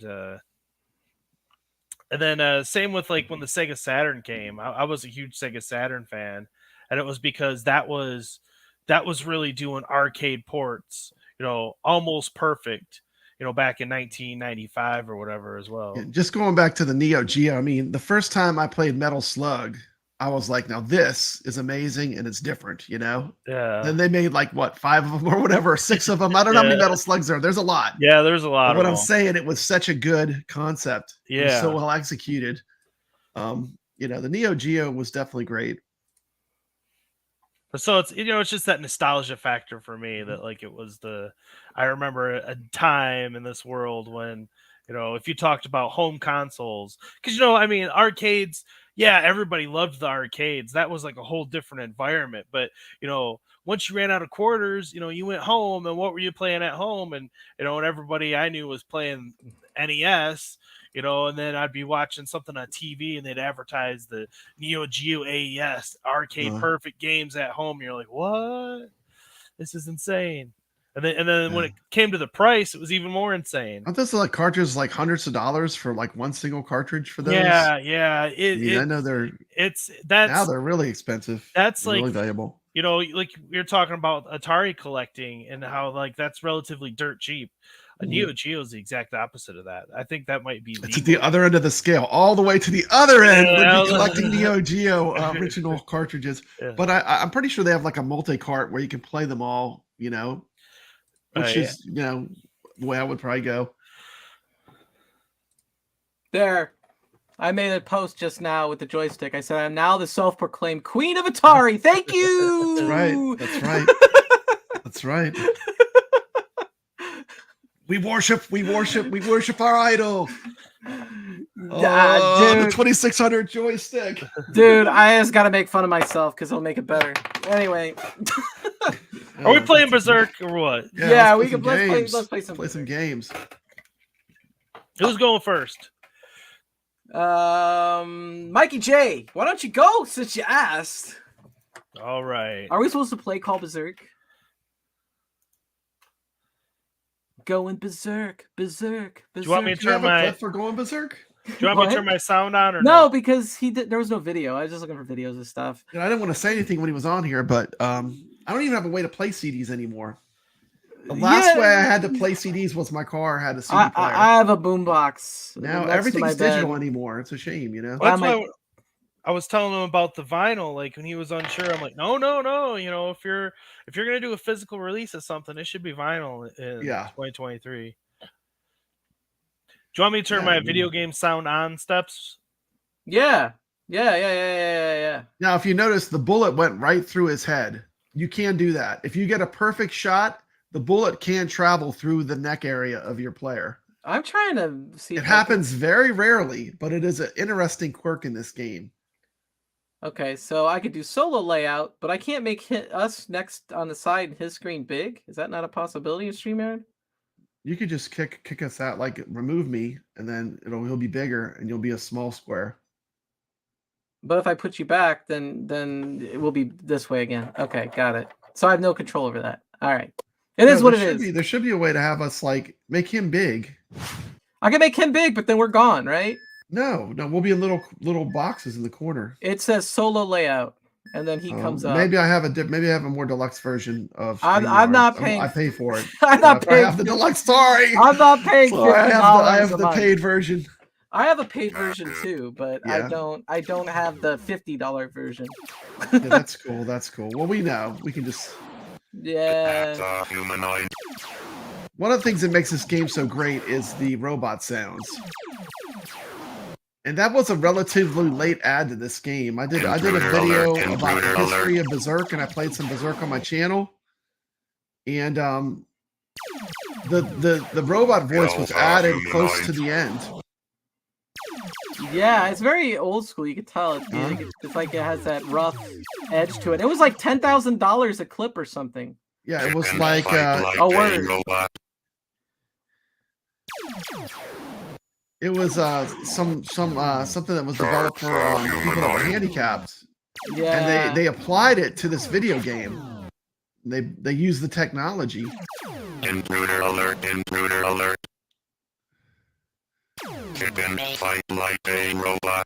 Now, this is an example of a game. If this robot sound is off, it would ruin this game for a lot of people. Like for me, it would ruin the game. Even if the gameplay was right, if the robots sounded weird, I could not get into playing it. Is that crazy, Steps?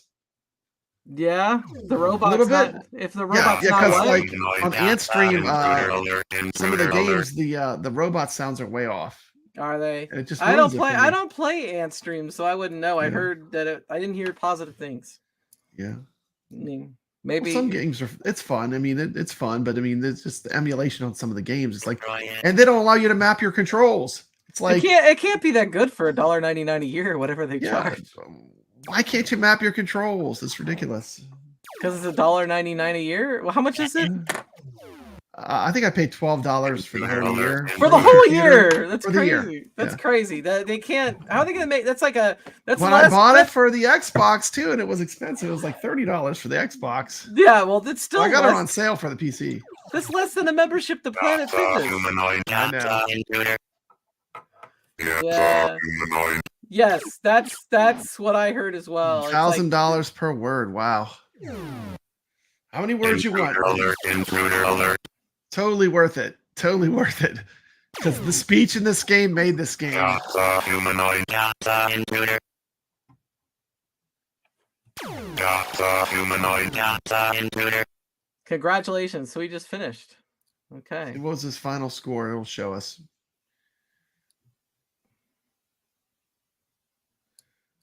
What was the score? I don't know. It said 1,200. I guess he's going again. He's going again. Playing twice? I guess. It's a 2-quarter challenge. Oh, it's a 2-quarter challenge. No, I don't know. I thought it was a 1-quarter challenge. He's just going again, so I guess it's a 2-quarter challenge. They use a vocoder on a keyboard. Here comes Evil Auto. Put the fire button in. Oh, man, walking into the wall. I thought it was hilarious because like I didn't. You can't see a score. I didn't understand what Evil Otto was until I did research on this game. Humanoid. And like he's this bouncy smiley face, and his name Yeah. is Evil Otto. Do you know why? Do you know why he named him that? Because at the He time there hated were it.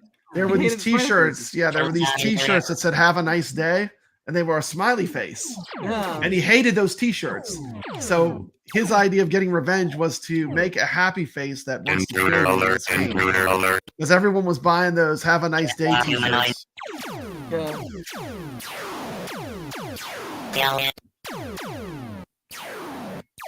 Steps, can you take our names off? Is the score underneath his name?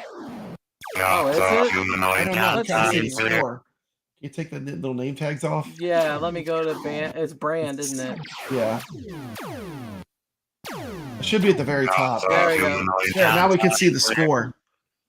You gotta understand, majority of my streaming has always been an OBS. Yeah, that's cool. That's cool. But I have I kept That's this. cool. Just so we I- could see the score, though. So what was the score? I kept this, you know, because I Play wanted. it again? Is he playing again? I guess he is. Whatever. If he wants to play, let him play. Let him play. All I'm gonna need is 1 quarter. Yeah. So I hope. just remember to Just make remember. sure you buy the Atari. Yes, the That CX40 joystick That is going to Atari. be available to The replace your Atari old needs to Atari happen. joystick. Yeah. Make sure you pre-order it. It's coming out in November. Atari, the least you could do is send Steps Gaming a complimentary Atari console Humanoid. for her great advertising of your amazing joystick that's coming out. I did not get paid for that. Humanoid. Intruder alert. Hell, they Intruder alert. can just send me a joystick. That'll be fine too. Oh, one thing we didn't talk about with the Atari, it does come with 10 games too. It's like not only do you get the console, but you're getting 10 games. And some of the games are pretty good that they're giving you. Yeah, Yar's Revenge. and, Yours is a classic. You got Combat. Combat's a must play. all right, he's a Combat 13. carries over for everybody. Like my grandkids will play Combat once they learn about it and how to play it. They actually like it. All right, so he's at 1360. He's walking down the hall. He shot the robot. He's going down. He's trying to get the other robot. Evil Otto is catching up with him. You cannot shoot Evil Otto. It does no good. Go out the side door. And he does. And it called him a chicken because if you don't kill all the robots before you leave the room, it will call you a chicken. To get the bonus, you got to kill all the robots. Oh, shut up. He's dead. See, So it is doesn't. that the score? Are we counting that one? We could rewind it and see what the score is. We got it. We definitely got to. MJP. It was 1660. That's what he got. 1660. It's time for Brad to take a turn. Right? I'll take a turn. I'm not shy. Let me pull it up. Hold on. He's still going again. Like he's just gonna keep playing indefinitely, Yeah. I guess. Blood Tide 1660. Welcome, Blood Tide. I know that you're in the fighting game community, but today we're like old school retro. All right, I'm back. Wait, what are you playing on, Brad? Are you playing on the iArcade or the at games? Oh, I'm playing the iArcade. Hold on. And that you got That's it. at games. Yeah, hold on. Yeah, you're on that. You can play on at games. I don't care what That's you fine. play I'll play the iArcade. on. I don't care what you play on. Yeah, I don't care. It's all the same game anyway. Yeah. So I had to play until I beat my own high score. Yeah. So that's my current high score on that. 1660. Yeah. I have had no chance to practice because obviously I had the things going on with my dog this week, and then I was preparing for that interview, and I worked and I shampooed carpets. But I am going to do what I can. I have both of them on my iArcade. They're both working, Bezerk and Frenzy. And from what I could tell so far, Frenzy's a little bit better. Yeah, I kind of agree with you. I was going to say this earlier when look at those scores Papa Brad's put up. He's going to blow away my 1660. You know, I don't have a lot of nostalgia for these two games, and so when I go back, I play them now. I'm just, you know, it's almost like a new thing to me, and as such, you know, I was kind of leaning more towards Frenzy as well. But Yeah. I practice Berserk more just because I figured that's probably the more iconic of the two. So.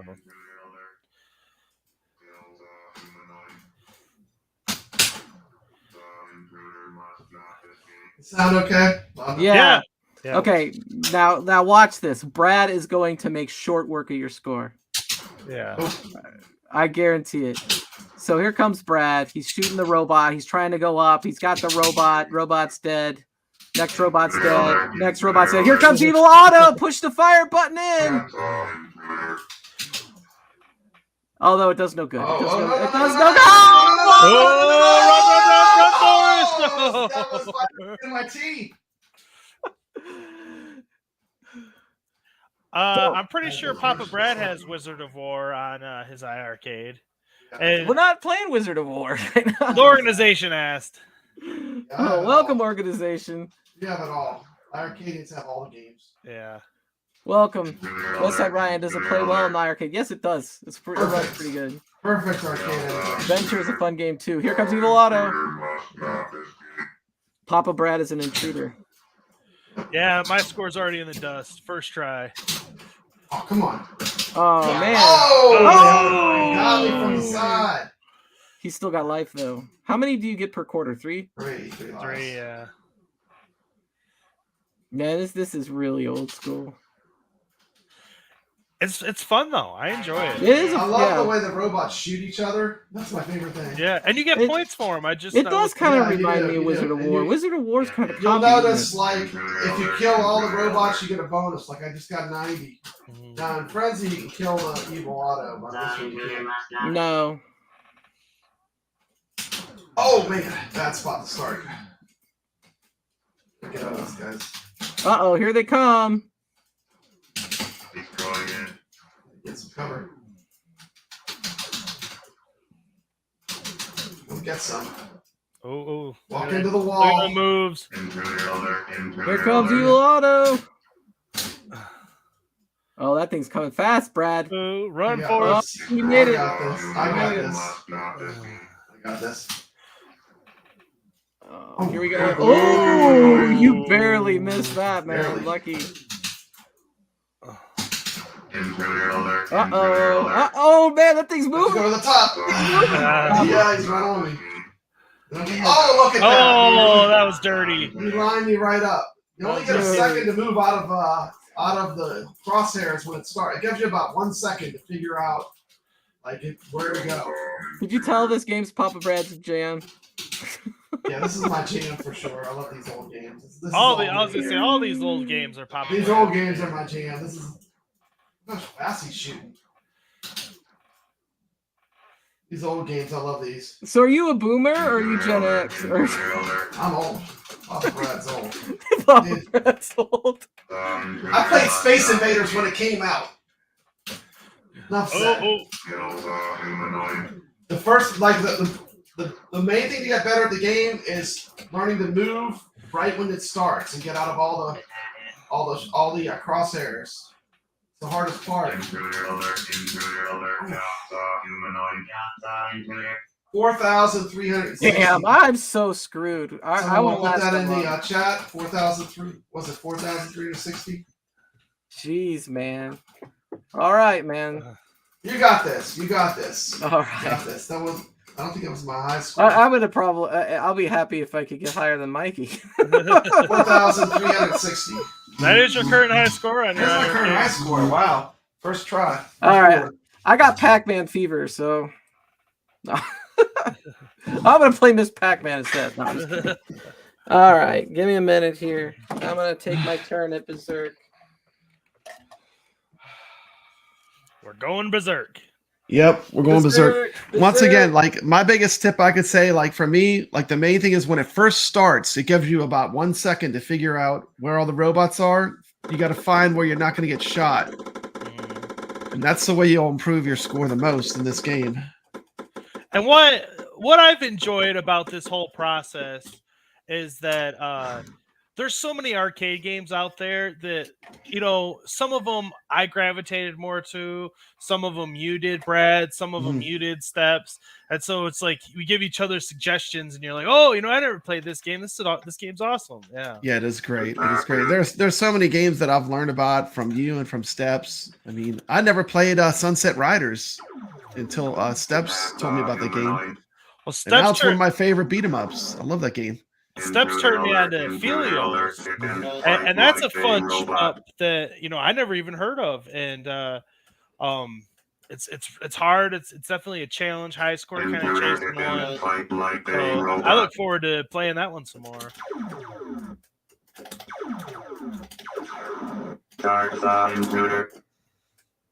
Because when I was young, going to arcades and stuff, the first ones that pulled me in were the beat 'em up, Ninja Turtles, Double Dragon, Yeah, Final for Fight, Simpsons, those kind of things. And then when I got a little bit older, it was the fighting games. And so those are the ones that I played the most. Yeah. But ones that were a little bit older that pulled me in the most. I mean, Pac-Man, obviously, everybody played Pac-Man. Yeah. And then Rampage. When I would see a Rampage cabinet, I gravitated to that game as well. All right, I'm gonna take a second run because. Oh yeah, take a second run. You can do better than that. Took 4. Did I take 4? I know I took a few. Yeah. I just need 1. 1 quarter will be enough.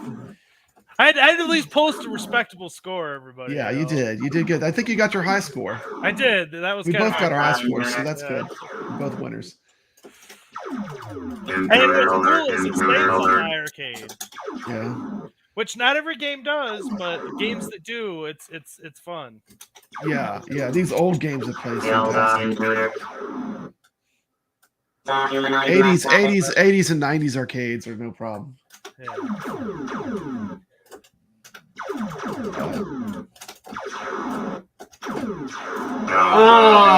I hate it when you hit the wall. I know. It's like they took away the electrified walls in Frenzy, but then they made walls that mirror shoot, where the bullets just come right back at you. So it's kind of a mixed bag, isn't it? It's What happens if the robot kills itself? The electric walls definitely increases the difficulty. And they have that as an option in Circus Interstellar, but it makes that game next to impossible. Like when you Yes, do the West Side electric Ryan. walls. I believe all 3 of us have Felios running on. Yeah, we have that running. All right, one more time. We have a lot of the bangers running. It's insane. Mm-hmm. Well, like I said before, it's almost a matter of what do you want to play at this point? Yeah. Oh, if iArcade would have allowed, I'm still, I know we talked about this on iArcadians, but if iArcade would have allowed side loading, this console would have had a whole different life. It would have. It's a shame because it's such a good emulation device. It's completely had its hands tied. They had bring your own game like what At Games does. Mm-hmm. This would have built a fan base. Intruder alert! Intruder.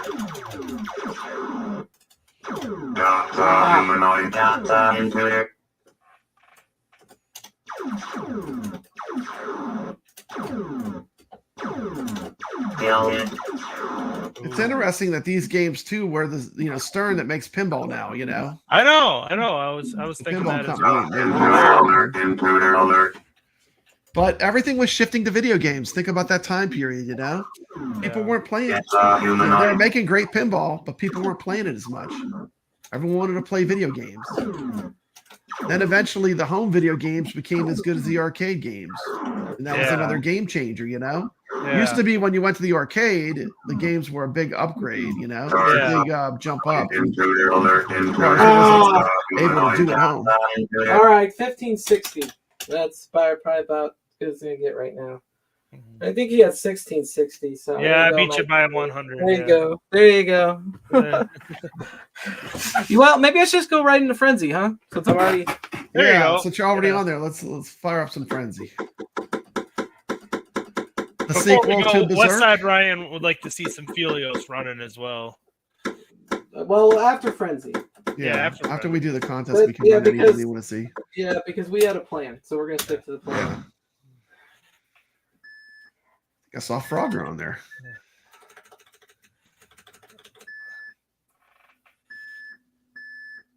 So how many turns am I supposed to take? Just one? Maybe I'll take as many as you do, Steps. How about that? Yeah. Maybe you two guys could take 3. Now this game, oh, she's gonna get the chicken. Now you see what it does. Since she ran out of the room without killing all the robots, it puts a wall up so you can't back out of the room. Oh, You can't shoot through. You can't shoot through the walls. Those little purple circles you can shoot through and make holes and shoot. You can shoot at the robots through the walls. That also means they can shoot at you through the walls. Not the lined walls, though. The lined walls reflect the bullets. Yeah, the bullet. Like the lined walls mirror the bullet back at you. You can do like bank shots though. It's pretty fun with the. Sometimes the robots will shoot at you and shoot themselves because of the reflective walls. Robot attack. Look at that. You can shoot. run! Oh, Quarter 74. All right. 74. Best score so far. Holy try. story. This is second, isn't it? Second try. Okay. Let's go with 3. Robot attack. Wow, look at that short timer on the Evil Auto. After you shoot him, you better That's hit the confusing. You reflective can't wall. shoot. Yeah. You'll notice his face changes from happy to like sad to like Yeah, dead. I noticed that. Yeah. Now, what's really cool is if you get to the stage where it has the giant happy face in the middle, if you kill the Evil Auto, like a whole bunch of them, like a swarm of them appear and attack you. Like, I hope I get to it. It's really a cool. I never even knew about it. I never got that far. Oh man, there's a ton of them in this game. Which one do you think is harder, Brad? Bezerk or Frenzy? Robot Frenzy's attack. harder. Because I think it's Oh, you look can't at coming shoot, at shoot you. him. I shot him, but I got hit, I guess. Yeah. I gotta start over if I still get more Now the points. room recycles. It's weird because some of the rooms have more enemies than Be others. careful, that's a reflective wall. Two Robot reflective attack. walls. Look at that! Your reflective shot hit the robot. The skinny skeletons. Oh, Yeah, just run out if you get under too much pressure. Now they're gonna shoot at you. Oh, I didn't realize up there. I thought I was gonna start this other place. Yeah. Weird. Okay, 16. Six- The skeleton robots make it harder because they're skinnier targets. That's also another thing that makes this game harder. And they know right where to stand, right where your bullets are going to just miss them. The number of the beast was 666. You can shoot through the wall. Shoot through the wall and shoot them. Shoot through the wall and shoot them. Shoot at the wall. Shoot at the wall and then shoot. Shoot through the wall. There you go. There you Now go. take them all out. And now get out of there because he's Robot coming. attack. He's coming. There you go. You got the 120 bonus too. Okay, so you don't need to kill him. Be careful of reflective walls. You can shoot through purple walls. You're going to get it. It just takes a little while. Yeah, I know, the sometimes skinny you got robots get right where you can't hit them. So you got to just like what you're doing. There you go.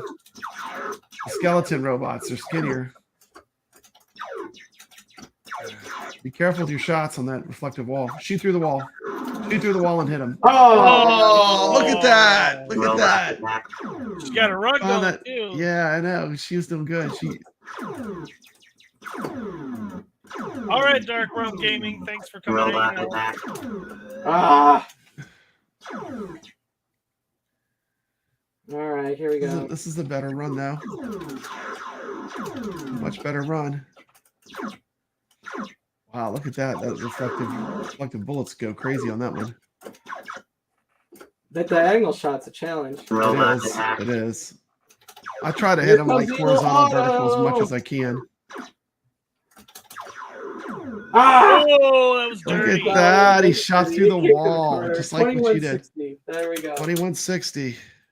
Good game. 21. All right, let me go next. Good game, Steps. 2160. I put the score in the chat for you. Awesome. Good job. Yeah, like you want to shoot through the walls to shoot them. Once you got that, you can see immediately you started doing better. They're cheap though. I can't believe you shot through that wall and that robot got a beat on you. Like he's like, oh, I can shoot you through the wall. Uh-huh. But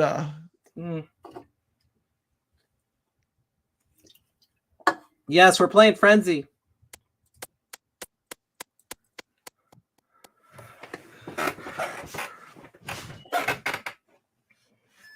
It's cool that you get Berserk and Frenzy on that Berserk, though. You do get two games on that one. Yeah. 2 whole games. Not on the Atari joystick, but on the New Wave.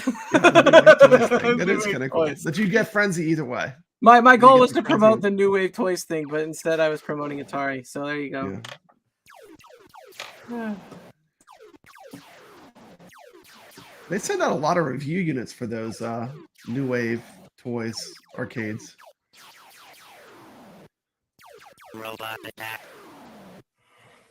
I'm gonna steal that from that wrestler. Thank you. I'm the self-proclaimed queen of Atari. Thank you. There you go.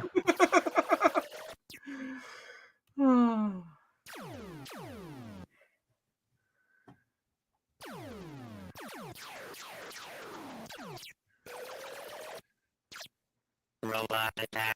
Here, I guess we could just Got do some this. weird video, huh? Oh yeah. frozen? No, I just removed him. Ad. There we go. Is it coming back? Yeah, it's coming back. It's coming back.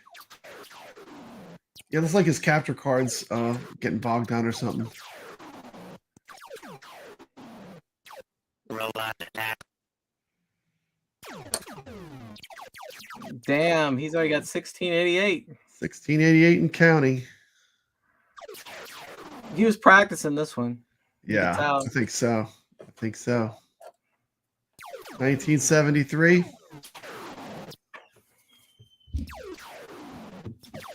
Well, it's just like the score skipping.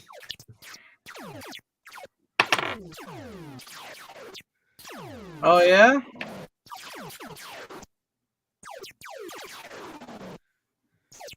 Buy Stuff Arcade, Retromania Toppers. I guess that's similar to what Zabo does, right? Yeah. Yeah, he's already beat my score. Good, right? What's the score? 2,888? Yeah. Yeah. 2,888? Well, like I said, I was busy doing so many other things. Oh, it's fun. Hey, what PCB do you have in that big blue? Yoga Flame? Why? Yoga Flame. I was just wondering because it wasn't on. Oh, I didn't turn it on because the goal was just to block my dresser that has a bunch of stuff. Oh, okay. Yeah, Okay, that's why I that's moved cool. it over there. Well, there we go. I'll take that score. 2,888 is the score to he beat. doesn't care as long as he finishes second. Yeah. Yeah, exactly. It's all good. Oh, I know. He's like, I already finished second, so I'm good. I know I'm not going to get first. Here comes Brad. Yeah. Brad's going. He's looking for the robots. Oh, no, he hasn't You he hasn't never started. know. No Bears. No I could Bears. lose this. Half an hour later, after Brad scrolls through all his games, we're going to get the Frenzy. Yeah, look at all these games. Look at all these games. Galaga, Frogger, Frenzy. Frenzy? That's beautiful. Beautiful. It's so weird because it beeps. It's like a black screen and then it beeps at Yeah, you. it's like the real It's arcade. It sounds like my damn insulin pump. I'm like, what's wrong with my blood sugar? What's wrong with my blood sugar? I'm like, oh no, it's the game. Check your microwave. Did I leave something in the microwave? Look at my high score, 7,105. That would be sweet if I did that. What's wrong with my blood sugar? What's wrong with my blood sugar? I don't know. It's because I have diabetes. Diabetes.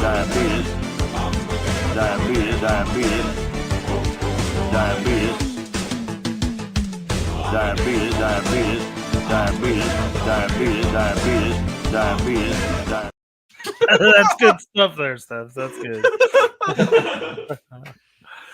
Diabetes. Mike Hawk hurts his head now. Oh, good to see you. Yeah. See, they find it funny. They find it funny. Diabetes.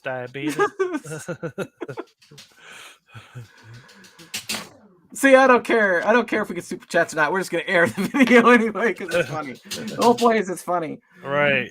Exactly. Robot attack. Robot attack. Oh, Come here on, comes Skinny. Evil Auto. Come on, Skinny. Oh! Oh! Got me. Oh. See, it works. It works really well because you can go. There's nothing sweeter than $1.99 super chat, and when you eat too many sweets, you get diabetes. Oh.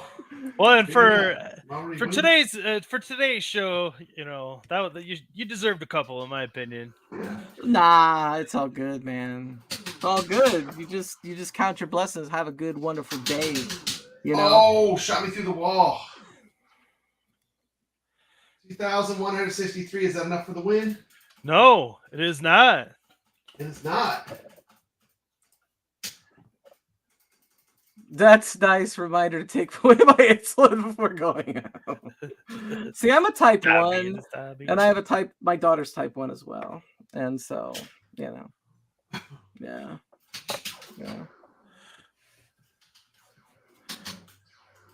Everybody wants pinball money. I want diabetes money.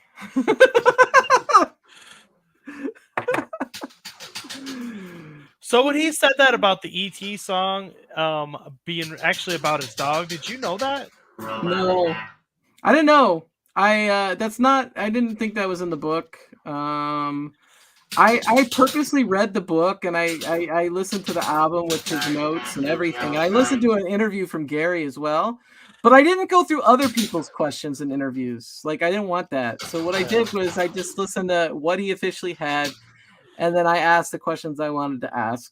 That was my plan, and I had 15 questions on paper. You did good. Yeah. Well, I know you just recently lost your dog, so Yeah, that was a very hard decision to make because you know it is what it is. I'm gonna have to learn to live without my dog, unfortunately. But let's focus on Bezerk. Much better topic, right? Much better topic. Here, I'll lighten the mood a little bit now.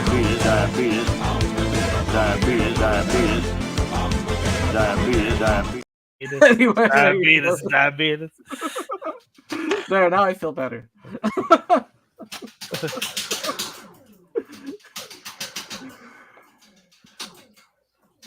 All right, Papa Brad's at 24-23. He is kicking some ass. Says I can't let Mikey beat me. Can't let Mikey beat you. Come on, suck him. 3,300. I like Frenzy better. I think it's better. I do. But it's just basically a better version of Bezerk.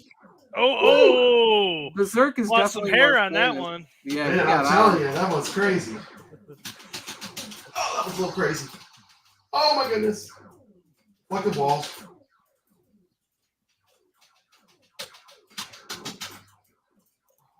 He's already won. He's already won. He's won. He's already beat Carlo as well. Come on, come on. Come on, robots shoot each other, dummies. There we go. Oh! Oh! Come on, run.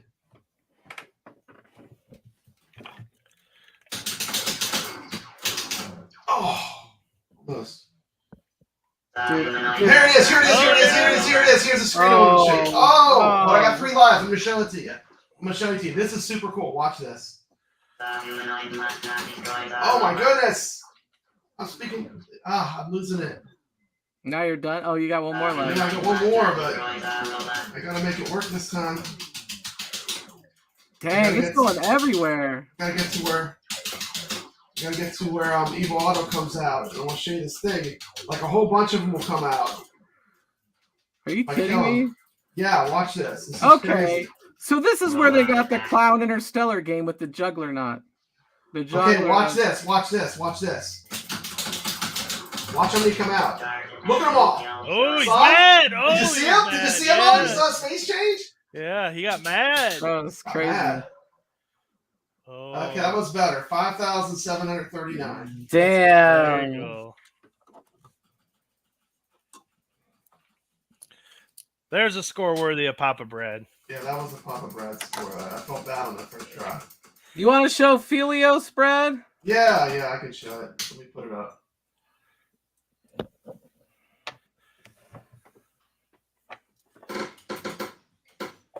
Fight.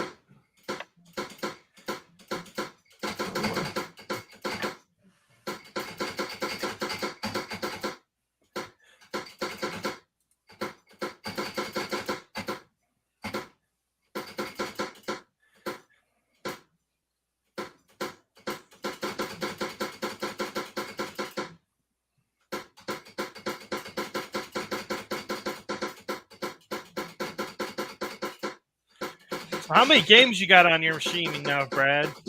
Yeah, I got a lot. I'm not gonna lie.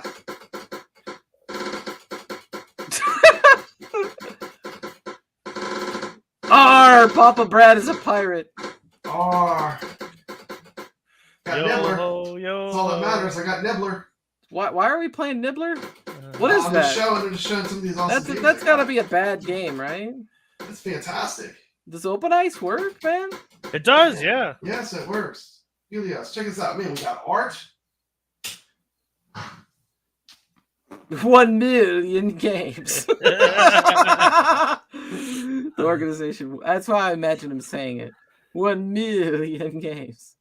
Nibbler, another Stern. Let's start, Brad. Okay. Felios.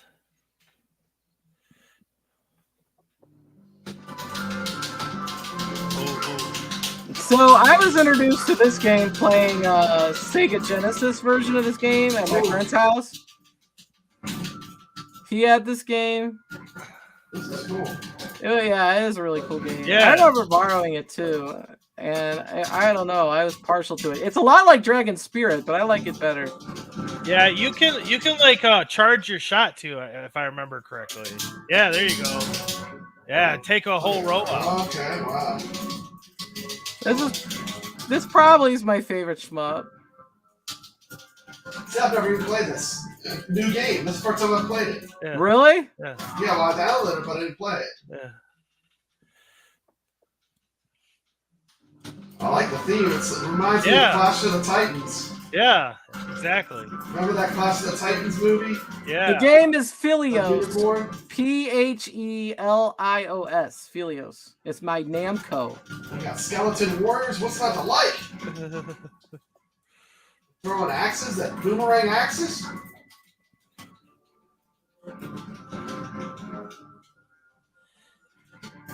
Okay, Brad. Whatever score you get, that's what you get. Okay, that's fine. Yeah, that's fine. I just wanted to show the game. No, we're all having a challenge now, so we have a chance to beat you. Oh yeah, you can beat me at this. I would think you're gonna beat me at this. I want to watch someone that's good playing this because I'm just the first one playing it. Wow. My last life, huh? Oh man, it doesn't give you any progress. It's like, No, it doesn't. No, sucker, you start at the beginning, Yeah. all the way back. Yeah, this is a high score chaser for sure. Yeah, this is brutal. I want to see the first bosses at least.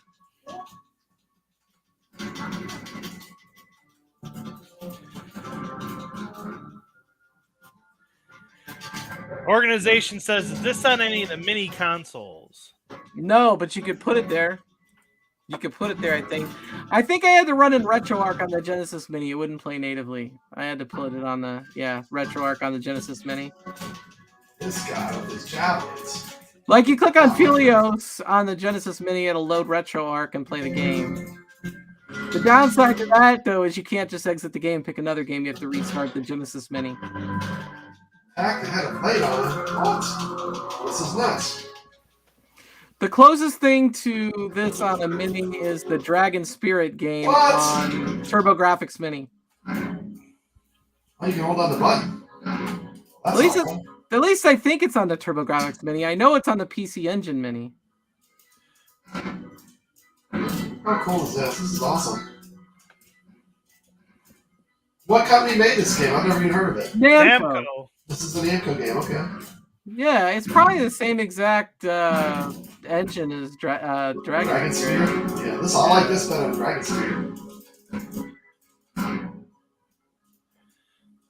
Oh, I lost my rapid fire. Oh, that's a good score though. 30,390. Very cool game. You want to All play, right. Mikey? Yeah, I'll get mine loaded up now.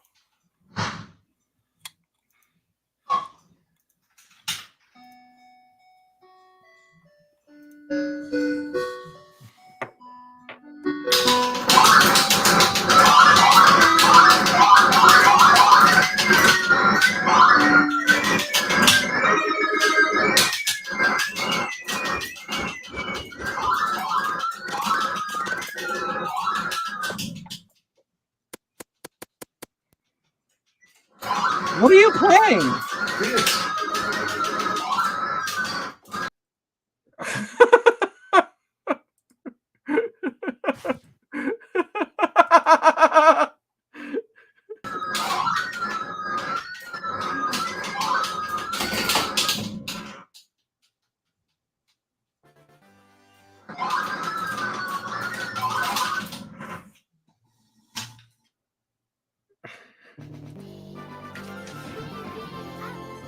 Here we go. Mikey is making his run at Helios. He's doing a good job dodging, weaving, jumping, shooting the skeletons. Get those bats. Oh, takes a life already. 2 lives remaining. Boom, power up, power up. Here comes the bats. Each batch of bats looks like it's worth like, what, 300 to 500 points? How many points are you going to get for killing them skeletons, man?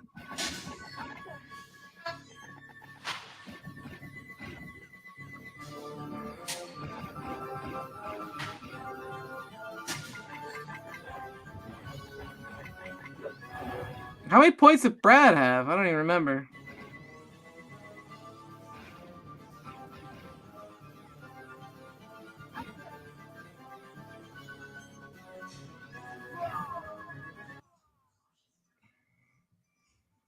Don't forget to press and hold when you have a line of enemies. Yeah. It's good advice.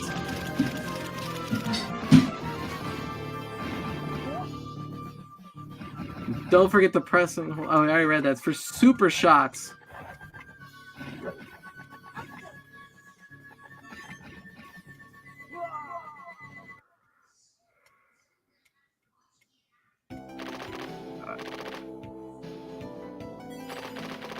$15,000. How many did Brad have?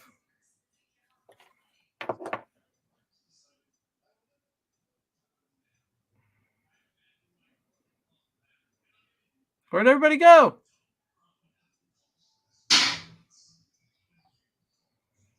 Hello? People? I'm here. I'm coming back. Oh, okay. All right, sorry, my wife beat me for a minute. Oh, okay. Let me get this off. Hold on. I'm back. I guess I'm all back. right. I'm back. All right. Hold on. I'm gonna go play one round of Helios, and I All guess right. then we'll wrap things up, I guess. Yes. Yeah. Yes. I am not a Philios master. Yeah, that's cool. That's good. Yeah.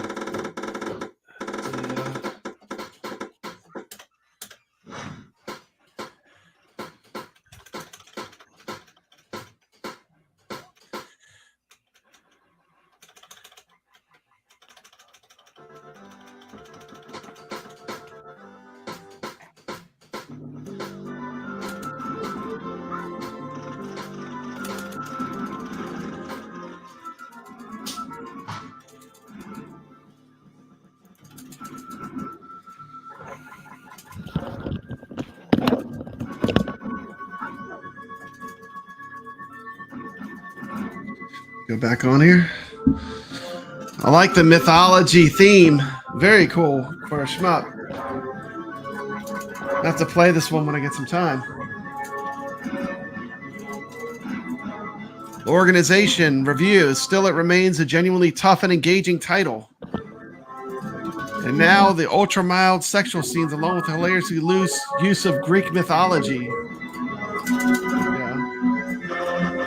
Yeah, I love those Ray Harryhausen movies. That's what this reminds me of. I think I was in 30,000, yeah, something like that. 33 or something like that. Yeah, it wasn't nothing spectacular, but this is a game I think you have to play. You know, I mean, like I didn't know what was going on half the time. I mean, I love the way it scrolls with the perspective. It's very unique. Yeah, when I got to this when I was practicing through it one of these days, and it's definitely a fun change of pace when you get to it. You're like, oh, you know. You think the show will end up on your rock and roll show? There's a good chance. There's a good chance. Yeah, when does your next show come on with the rock and roll? Tuesdays at 10:30 p.m. Yeah, man, I love that. That's a great. I love putting it on in my arcade, listen to you, and play some games with some great music. It's awesome. Yeah, that's the whole point. You know, try to have fun. It's a different format too. I like it. No one does that format of playing music like that. Oh, I've gotten to this before. And I was like, what the heck is going on here? What could be cooler than being a Greek flying a Pegasus? How about giant skulls with fire coming out of their eyeballs? I mean, this is cool. Temple of Medusa. This is some straight up Clash of the Titans, man. Yeah. I'm digging this game. I'm definitely have to give this one. Oh no! God, the difficulty is brutal. It reminds me of Truxton. Yeah. I mean, it's at that Truxton level for sure. This is like a high difficulty game. But those to me are the best ones because they keep you playing. You know? Yeah. They pull you in. There's nothing worse than playing a game and the first time you play it, you get to the end and it was easy. You know what I mean? Yeah. You played those kind of games where like you play them and it's just like, well, it's over now. You know? What do I do now? I beat the game. And that's so many modern titles too. Yeah. I've gotten to this Medusa before. That Medusa's pretty badass. Yeah. Boy, it gives you nothing. It's like, nope, you got to play it all again. You want to get to the boss? You know, most games they would just dump you at the boss, right? Yeah. This game got you no slack. This one. Yeah.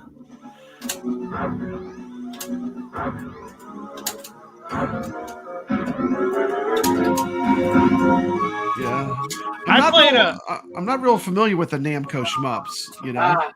I played Dragon Saber on my show last week, and that's another one that's really hard. Similar game. Yeah. It might even be made by Namco. I'm not. Papa Brad got over 30,000. Yeah. Then you win, dude. You really? How did I win? You got further than me. I got 20,000 points. Oh. I got further than you though. I thought you did. I didn't get the Medusa. I had 20,000 some points. Let me rewind. Hold on. I got my Carlos said he got 39,530. Never played that one. Really like it. Thanks for the recommendation. It's a good one. It's a good one, man. That's a good one. It's a good one. Oh, I did get that. I did get that crazy shot with the yeah, you were probably that rapid fire shot. That was probably leveling, getting you. Yeah, I was killing all those dragons. Yeah, 30,390. 30,390. I just watched it. Okay. 30,390. First go on Felios. Wow. Yeah. Well, I had a very fun, interesting evening. At first, I was really nervous that Jerry wasn't gonna get here. Yes. We were all winners. Jerry, all winners tonight. Hopefully, you realized that when I got off the stream that I was talking to Jerry.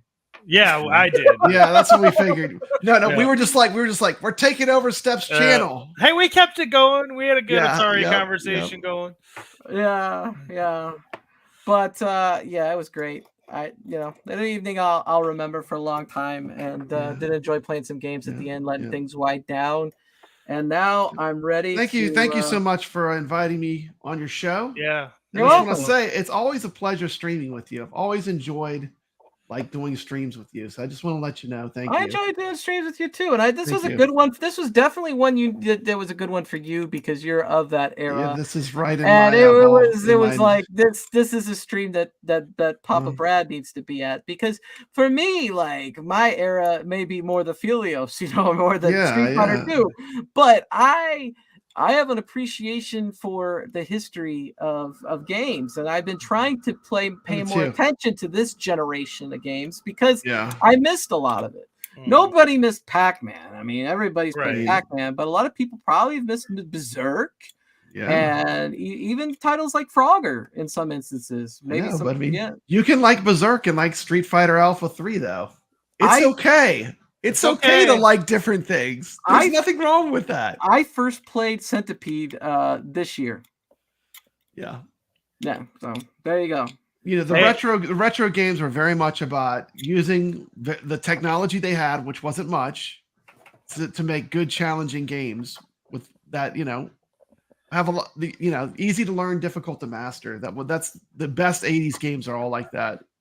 Hey, if you could put a quarter in it, and you know it was either stand up or sit down, you know, I was into it. So Mikey J, I heard you put over your show, and I put over your show before, so you know I don't need to do it another time, but because you just did, and I've done it before. But Brad, what are you up to? Man, I'm on my way to 2,500 subscribers. Woo! Papa Brad is rolling. I love making shorts. You know, I stream when I want to, what I want to, you know, and it's just fun, you know, and I just look forward to, you know, continuing to enjoy this arcade hobby that we're all part of, you know, having fun. It's all about. Is it true that I will now be moderating the 2024 presidential debates? If our choices are between Biden and Trump, I think I'm gonna have to pass because I think they both suck. Yeah, we could have Steps, and we could have, who's that crazy guy with the beard, that musician? He's all over the news. The crazy guy with the beard and the guitar. You don't know? I don't know. That's all that keeps popping in my YouTube feed. Man, I'm just like, anybody else run. I don't care. Anybody. ZZ Top? No, this guy's got the #1 song supposedly. I don't know. I don't know, man. I don't know. From Michigan? Who's from Michigan? I visit Michigan a lot. My family has a vacation house in Michigan. Not me. Don't take that the wrong way. I live in Indiana, but I do visit Michigan. So I'm from Michigan. Oh, you're from Michigan. There you go. I'm in Michigan right now as we speak. Are you west or east? I am central. You're like Lansing-ish. Yeah. Yep. Okay. Yeah, I go up to the northern region, you know, like Traverse City, Petoskey, that kind of thing. Yeah, I like the UP. It's great. Yeah, Ted that's where I spend my summers. Oh, Ted Nugent. Yeah. Man, so I used to work at a concert venue. Surprise, surprise, spoiler. And I am working in front of the stage, and it's the Kiss Farewell Tour, one of the 20. I think it was the first one with the original band. It's like 1999-ish. Yeah. And Ted Nugent is the opening act. He comes out. He's wearing an Indian headdress and a Confederate flag cape. And he goes, "If you don't speak any English, then get out of my concert right now." And I'm like, oh, my God. Wow. How do you say, even in 1999, it was like, a little shocking. I don't think that's okay, Ted. And yeah, exactly. That's okay. When we were talking about the creator Pac-Man, he would get canceled today for what he said about when he created Pac-Man. His whole thing was when he created Pac-Man, he said, "I wanted to make a game for women. And what do women like to do? They like to eat.